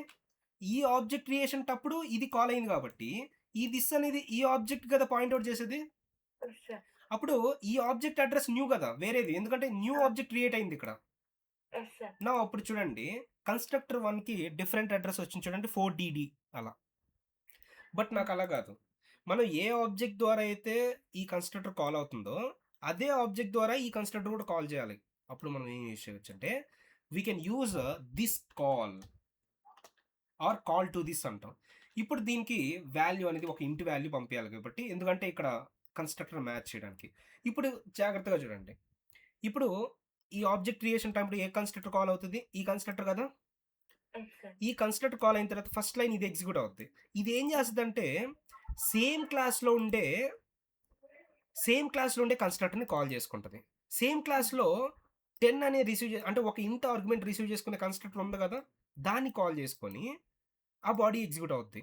బట్ ఇప్పుడు ఏ ఆబ్జెక్ట్తో కాల్ చేసుకునిందంటే మనం ఈ కన్స్ట్రక్టర్ ఏ ఆబ్జెక్ట్ అయితే కాల్ అయిందో ఆ ఆబ్జెక్ట్తో కాల్ చేస్తుంది. అప్పుడు దిస్ అనేది ఏ ఆబ్జెక్ట్ ఉంటుంది? T t object. Yes. Yeah! So t object ఉంటుంది. సో టీ ఆబ్జెక్ట్‌తో ఈ కన్‌స్ట్రక్టర్‌ని కాల్ చేస్తుంది కాబట్టి టీ రెఫరెన్స్ ఇక్కడ ప్రింట్ అవుద్దా? Yes sir. తర్వాత ఇక్కడ కూడా అయిపోయిన తర్వాత ఈ లైన్ కూడా ఏదో టీ అవుద్ది టీ ఆబ్జెక్ట్. అవుద్ది. So when I run this code ఈ 3 ప్లేసెస్ సేమ్ అడ్రెసెస్ చూడండి. CA6, CA6, CA6. హ్మ్. అర్థమైందండి? అర్థమైంది సార్. సో దిస్ కాల్ అనేది సేమ్ క్లాస్‌లో ఉండే వేరే కన్‌స్ట్రక్టర్ నుంచి కాల్ చేయడానికి. సూపర్ కాల్ వేరే కన్‌స్ట్రక్టర్ నుంచి పేరెంట్ క్లాస్ కన్‌స్ట్రక్టర్‌ని కాల్ చేసినట్టు సేమ్ రెఫరెన్స్‌తో. అక్కడ కూడా సేమ్ రెఫరెన్స్‌తోనే కదా కాల్ చేసింది. అవును సార్. బట్ ఇక్కడ ఒకే క్లాస్‌లో అంటే సేమ్ క్లాస్‌లో ఉండే డిఫరెంట్ కన్‌స్ట్రక్టర్‌ని కాల్ చేయడానికి వేరే కన్‌స్ట్రక్టర్ నుంచి. Okay. So that is what we have 2 calls. ఈ సూపర్ అండ్ దిస్ అనేది 2 కన్‌స్ట్రక్టర్ కాల్స్ ఇవి. అంటే 2 Yeah. కన్‌స్ట్రక్టర్స్‌ని కాల్ చేయడానికి. సూపర్ అనేది ఆటోమేటిక్‌గా కాల్ అయిపోతుంది సార్. దిస్ అనేది మనం మాన్యువల్‌గా రాయాలి. మాన్యువల్‌గా రాయాలి. అండ్ సూపర్ కూడా మాన్యువల్‌గా రాసుకోవచ్చు అని చెప్పాను కదా ఇందాక. అవును సార్. యాహ్! అది పారామీటరైజ్డ్ కన్‌స్ట్రక్టర్ అయినప్పుడు ఓవర్ రైట్ చేయొచ్చు. మనం నార్మల్ కన్‌స్ట్రక్టర్స్ కూడా మాన్యువల్‌గా రాసుకోవచ్చు. ఓకే. నార్మల్ కన్‌స్ట్రక్టర్ కూడా రాసినప్పుడు పారామీటరైజ్డ్‌గా కాకుండా మనం ఎక్స్‌ప్లిసిట్‌గా కాల్ సూపర్. చేయాలన్నా రాసుకోవచ్చు. But okay. ఆటోమేటిక్‌గా నో ఆర్గ్యుమెంట్ కన్‌స్ట్రక్టరే కాల్ అవుద్ది కదా! సో అవును. నాట్ రిక్వైర్డ్ అనమాట. యాహ్! బట్ దిస్ అనేది మనం వేరే కన్‌స్ట్రక్టర్‌ని కాల్ చేయాలంటే మనం ఖచ్చితంగా రాయాల్సొస్తది. ఆ! Yeah! So that is what you should able to make sure about this call and super call. Yes. And now the next scenario. I have class A. I have this variable. I have class B.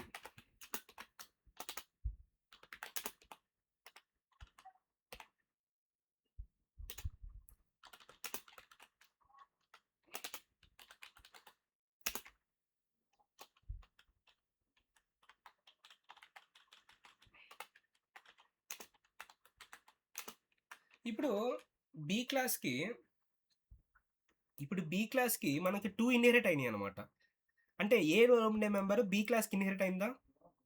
ఇప్పుడు below 2 ఉన్నాయి అనమాట. A value 100 and B value 200. ఇప్పుడు నేను disp అనేది call చేస్తున్నాను. అంటే B ఆబ్జెక్ట్ని create చేస్తున్నాను. B ob equal to new B.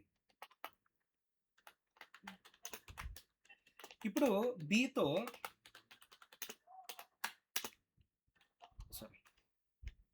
ఇప్పుడు ఓబీతో డిస్ప్ని కాల్ చేస్తున్నా. ఇప్పుడు డిస్ప్ అనేది ఓబీతో కాల్ అవుతుంది కాబట్టి ఇక్కడ ఇన్స్టెన్స్ వేరియబుల్స్ అనేది ఓబీలో ఉండే ఇన్స్టెన్స్ వేరియబుల్ వస్తాయి. Yes sir. ఓబీలో ఏ వాల్యూ ఉంది అండ్ ఏ క్లాస్లో ఉండే ఏ వాల్యూ కూడా ఉంది. బట్ ప్రిఫరెన్స్ అనేది ఫస్ట్ బి క్లాస్లో ఉండే మెంబర్స్కి చెక్ చేస్తుంది. ఎందుకంటే బి క్లాస్ ఆబ్జెక్ట్ కదా ఇది. ఓకే. ఫస్ట్ చైల్డ్ క్లాస్కి ప్రిఫరెన్స్ ఇస్తుంది. ఓకే. ఒకవేళ ఆ చైల్డ్ క్లాస్లో ఆ మెంబర్ లేదంటే అప్పుడు పేరెంట్ మెంబర్స్కి వెళ్ళద్ది. ఓకే. అప్పుడు మనకి ఏ వాల్యూ వస్తుంది అప్పుడు 200. 200. రైట్. ఇఫ్ దిస్ క్లాస్ ఇప్పుడు ఇది లేదనుకోండి అప్పుడు 100 అనేది వస్తుంది. 100. ఇప్పుడు నేనేం చేయాలంటే ఇప్పుడు ఏ అనేది ఈ కరెంట్ ఆబ్జెక్ట్ని ఇప్పుడు దిస్ ఉంటుంది బై డిఫాల్ట్గా కాబట్టి కరెంట్ ఆబ్జెక్ట్లో ఉండి a that is the b class object. ఇప్పుడు బై డిఫాల్ట్గా కాకుండా నేను ఎక్స్ప్లిసిట్గా సూపర్ అనే కీవర్డ్ ఒకటి ఉంటుంది. Not a super call, it's super keyword. ఎలా అయితే దిస్ కీవర్డ్ కరెంట్ ఆబ్జెక్ట్ని రెఫర్ చేస్తుందో సూపర్ కీవర్డ్ పేరెంట్ మెంబర్స్ని రెఫర్ చేస్తుంది. ఇప్పుడు నేను ఎక్స్ప్లిసిట్గా ఈ ఆబ్జెక్ట్కి పేరెంట్ ఎవరు ఏ కదా, ఏలో ఉండే ఏ మెంబర్ని యాక్సెస్ చేయి అని చెప్తున్నా. అంటే if both variables are same in parent and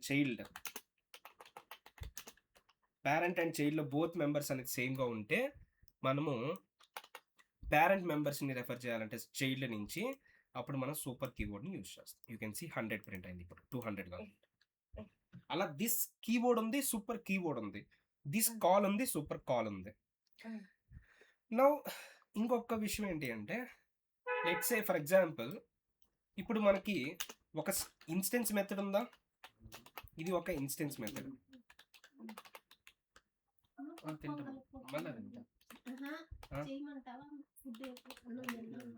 ఏదో ఒకటి చేసే ఏదైనా తింటా. హియర్ ఇన్స్టెన్స్ మెథడ్ ఇది అండ్ ఇది static method.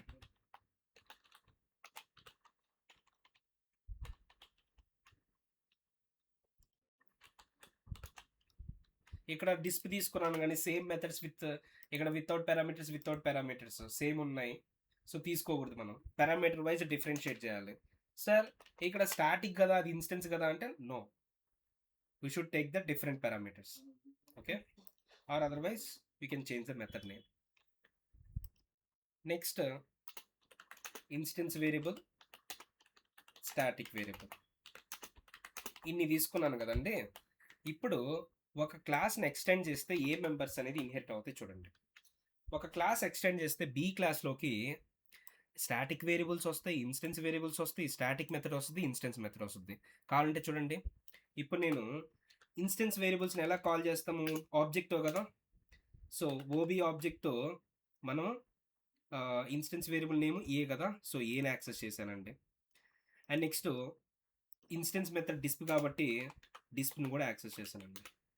And static variables and static మెంబర్స్ని ఆబ్జెక్ట్తో రెఫర్ చేయొచ్చు, but recommended to refer with the class names. So బీతో కాల్ చేస్తున్నాను, ఎందుకంటే బీలోకి వచ్చాయి కాబట్టి బీ క్లాస్ నేమ్ కూడా యూజ్ చేసుకోవచ్చు త్రూ ఇన్హెరిట్ అవ్వడం. నౌ హియర్ b.b వేరియబుల్ అనేది రెఫర్ చేసుకున్నాం. నో ఇక్కడ మీరు కంక్లూడ్ చేయాలంటే ఇక్కడ మీకు అన్ని వాల్యూస్ అనేది ప్రింట్ అయిపోతాయి. సో ఈవెన్ బీ క్లాస్లో అసలు ఏం లేకపోయినా, యూ కెన్ సీ బీ క్లాస్లో అసలు ఏ మెంబర్స్ లేకపోయినా ఏలో ఉండే మెంబర్స్ అన్ని స్టాటిక్ మెంబర్స్, ఇన్స్టెన్స్ మెంబర్స్ అన్నీ ఇక్కడ ఇన్హెరిట్ అవుతాయి. బట్ కన్స్ట్రక్టర్ ఇన్హెరిట్ అవుతుందండి, ఇన్హెరిట్ అవ్వదు, బట్ కాల్ అవుతుంది. సో అది ఇక్కడ వెరీ ఇంపార్టెంట్, అది కన్స్ట్రక్టర్ అనేది కాల్ అవుతుంది, అది గుర్తుపెట్టుకోండి. So yeah, that is what inheritance, single inheritance and this call and super call. And here very important differences between this call, super call. Now let's see that first point. This అనేది ఏంటి, it is a one keyword. Yeah, it is a one keyword used to refer current object. And ఈ this అనేది ఎక్కడెక్కడ use చేయవచ్చు అంటే inside the constructor we can use, because అంటే మనం ఎక్కడైతే ఆబ్జెక్ట్తో కాల్ అవుతుందో అక్కడ యూజ్ అవ్వాలి. ఇప్పుడు కన్స్ట్రక్టర్ అనేది ఆబ్జెక్ట్తో కాల్ అవుతుంది కదా, so inside the constructor, inside instance method కదా ఆబ్జెక్ట్తోనే కదా కాల్ అయ్యేది, so inside instance method. And instance block కూడా ఆబ్జెక్ట్తోనే కదా కాల్ అయ్యేదండి, సో ఇన్స్టెన్స్ బ్లాక్. ఇక్కడ ఈ ఏరియాస్ తప్ప ఇంకెక్కడ యూజ్ చేసినా మనకి ఎర్రర్ వచ్చేస్తుంది. And the same time super is also a one keyword, it is also one keyword which can be used to refer the parent members from child class. Parent members from child class. Same thing అండి, ఇక్కడ కూడా ఒక కన్స్ట్రక్టర్లోగా use చేయొచ్చు, instance మెథడ్లో use చేయొచ్చు, instance బ్లాక్లో కూడా use చేసుకోవచ్చు, బట్ అదర్వైజ్ మనం ఏమీ యూజ్ చేయలేము. అండ్ దిస్ అండ్ సూపర్ అనేది we can write multiple times సైమల్టేనియస్గా రాయొచ్చు, సైమల్టేనియస్లీ ఉండొచ్చు, నో ప్రాబ్లం ఎట్ ఆల్. సైమల్టేనియస్గా మల్టిపుల్ టైమ్స్ అనేది ఎన్నిసార్లు అయినా రాయొచ్చు. ఇప్పుడు this call and super call చూద్దాం. This it is a one call, it is used to call the constructor of same class, right? Constructor of same class. And super is used to constructor of parent class. Yeah, used to call the constructor of parent class. And very important thing, these and super call, these two calls must be first line of constructor. First of all, it must be inside. It must be inside constructor only అండి. మనం instance black are instance మెథడ్లో తీసుకోలేము, మనం only constructor లోపలే తీసుకోవాలి, ఇది కూడా constructor లోపలే తీసుకోవాలి. ఆ కన్స్ట్రక్టర్ లోపల కూడా ఫస్ట్ లైన్ ఆఫ్ కన్స్ట్రక్టర్లోనే ఉండాలన్నమాట. అప్పుడు ఫస్ట్ లైన్ ఆఫ్ కన్స్ట్రక్టర్లో ఉండాలి కాబట్టి ఇప్పుడు నేను ఇలా తీసుకున్నాను అనుకోండి, సూపర్ కాల్ తీసుకున్నా, దిస్ కాల్ తీసుకున్నా ఒక కన్స్ట్రక్టర్లో, అప్పుడు ఇది ఫస్ట్ లైన్లో ఉంది, బట్ ఇది సెకండ్ లైన్ అయిపిల్ల అంటే అప్పుడు ఈ రెండు సైమల్టేనియస్గా పాసిబుల్, అప్పుడు నో. ఇంకొకటి, ఒకవేళ సూపర్ 2 సార్లు అయినా తీసుకోవచ్చా, ఇలా కూడా తీసుకోవచ్చు, ఎందుకంటే ఇది కూడా సెకండ్ లైన్ అయిపోద్ది. So the rule is it must be a first line of constructor, hence we cannot use these two simultaneously use చేయలేకూడదు, and we can use only one time,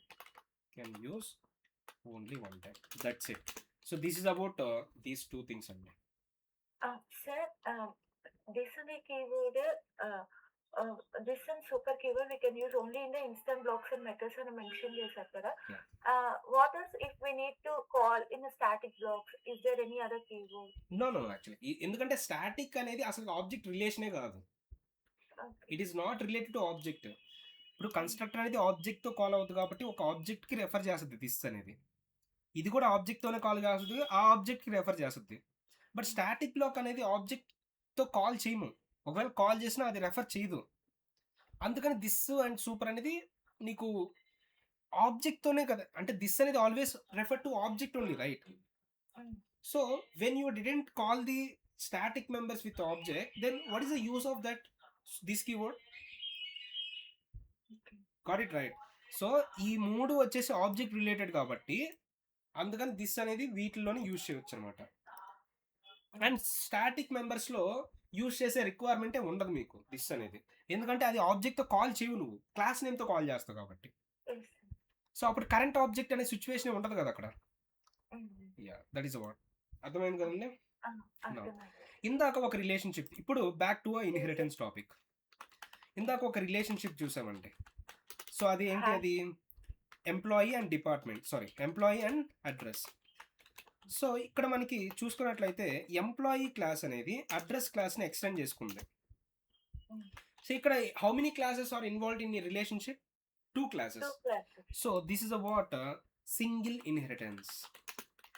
So single inheritance means one class extends only one class. That is about single inheritance.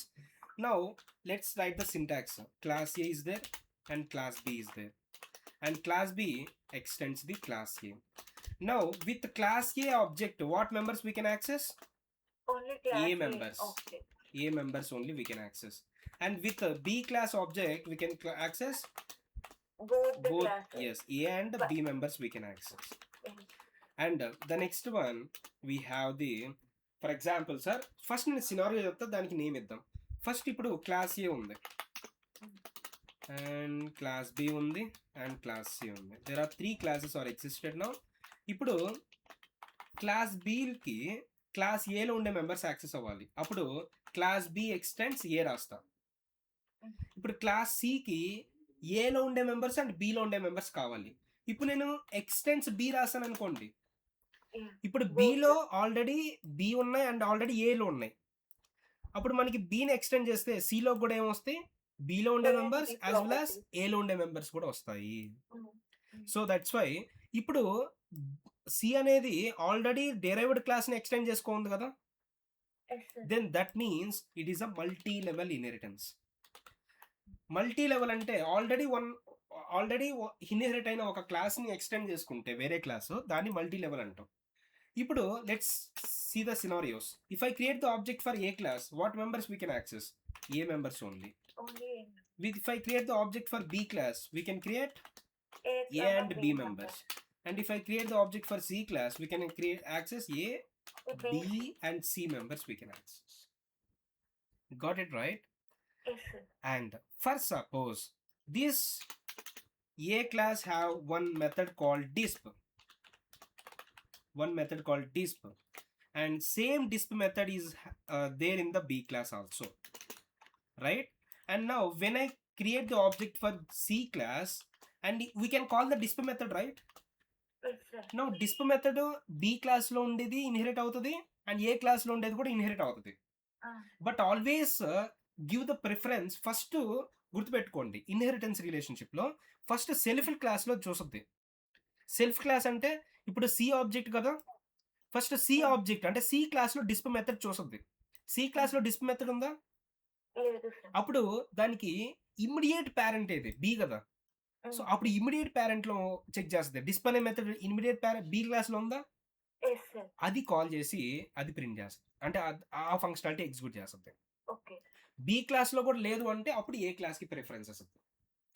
ఇలా same method names ఉన్నప్పుడు ఏ క్లాస్కి వస్తుంది అనేది మీరు తెలుసుకోవాలి. Not only methods, variables తీసుకున్నా కూడా ఏ వేరియబుల్కి preference ఇస్తుంది అనేది మీరు you have to know that.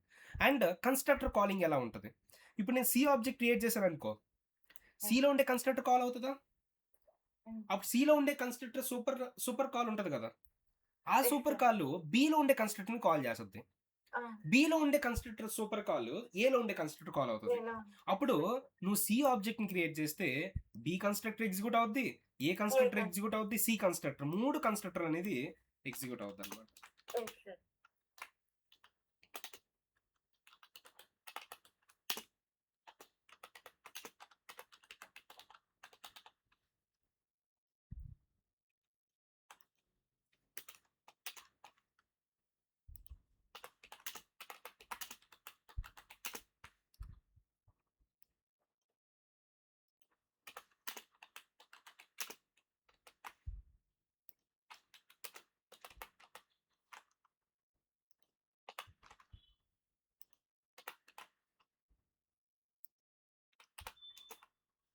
Now when I create the object for B class, then only B class constructor and A class constructor. Now I am creating the object for C class. Now let's see the output. Run. Yes, you can see here A class constructor, B class constructor and C class constructor. Got it right? So that is a constructor calling wise and method resolution wise. అంటే for example ఇందాక చెప్పాను కదా scenario, void disp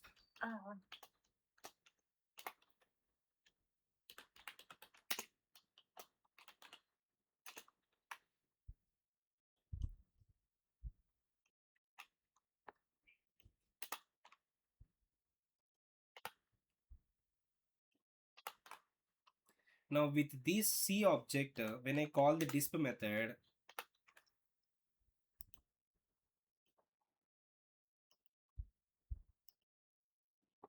now you can say disp B is executed. That is this B object is B class lo unde disp method execute ayindi.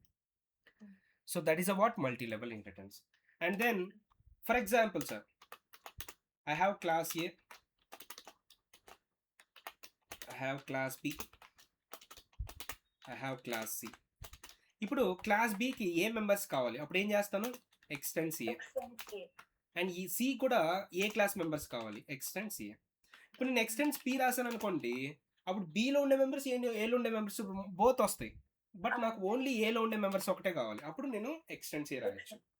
ఇప్పుడు ఒక parent క్లాస్ని multiple classes extend చేసుకున్నాయి అనుకోండి, దాన్ని hierarchical inheritance అంటాం. Hierarchical inheritance అంటే ఒక parent ని మల్టిపుల్ క్లాసెస్ ఎక్స్టెండ్ చేస్తాయి. Now let's see the scenarios. If I create the object for A class, we can only access A members. If I create the object for B class, we can access both A and B members.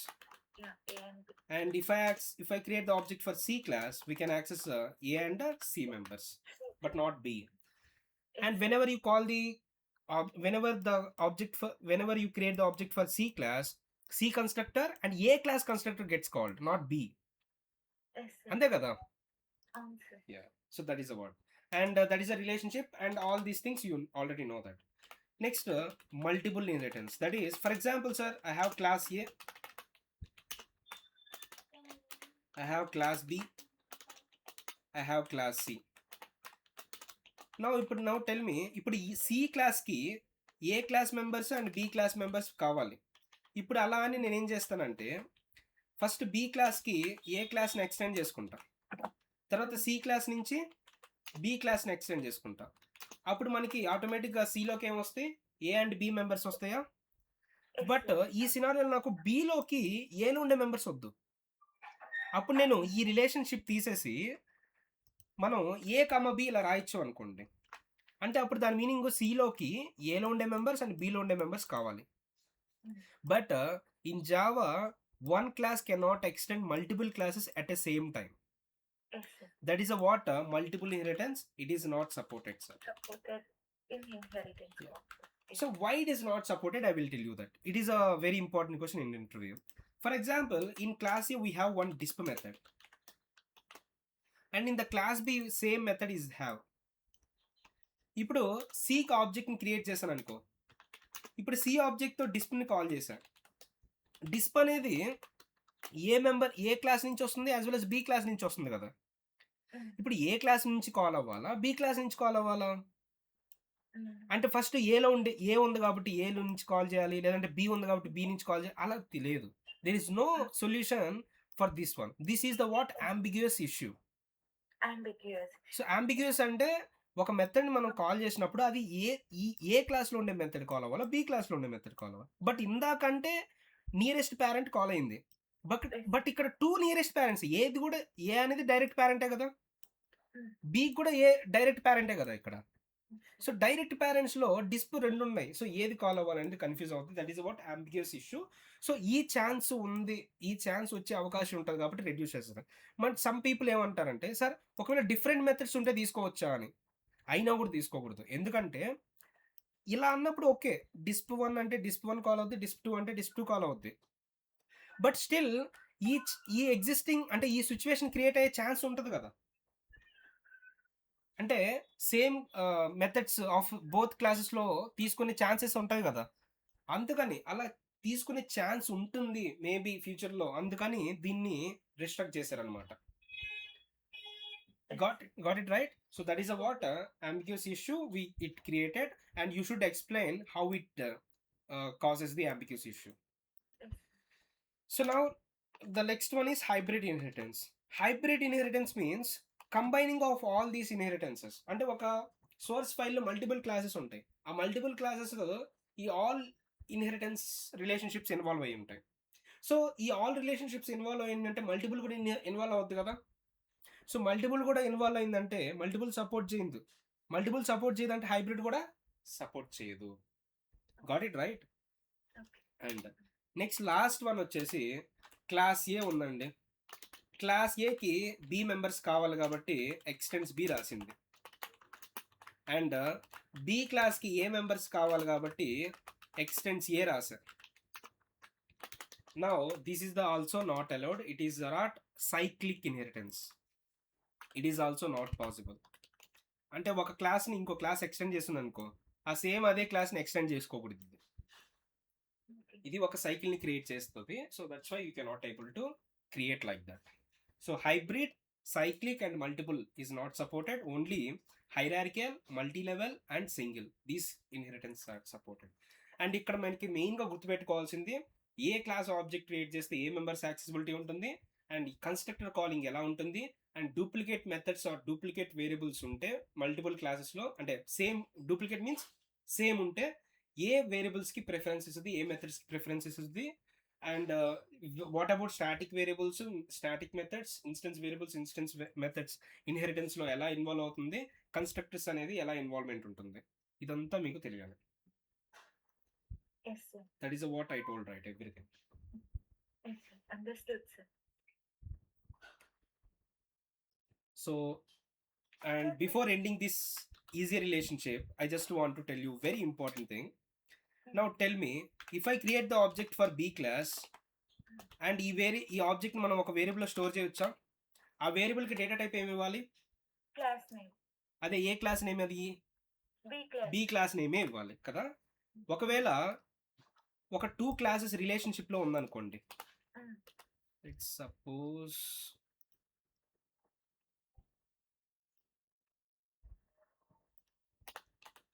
Class A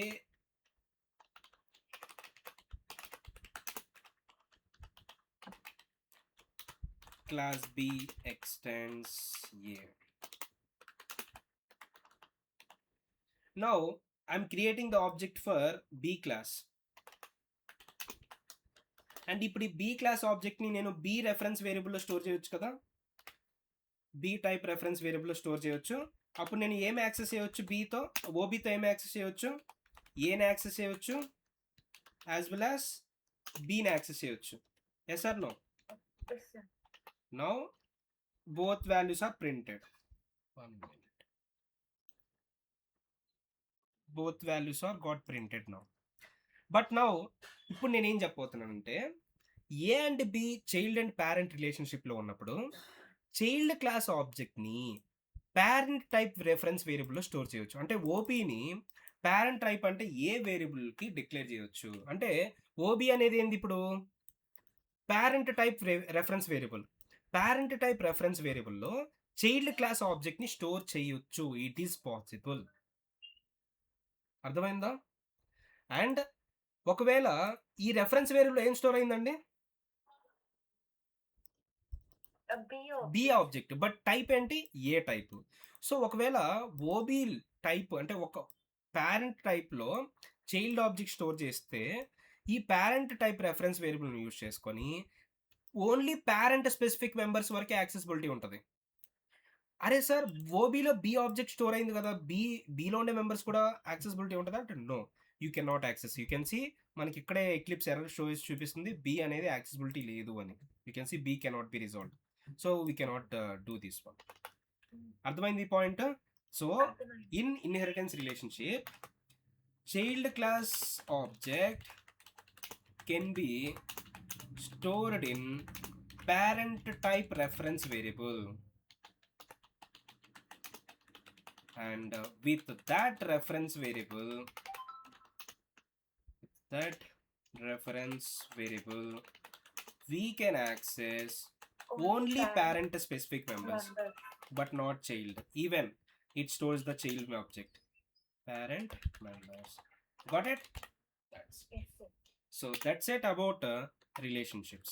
Inheritance and Hasse and Easy relationship is completed.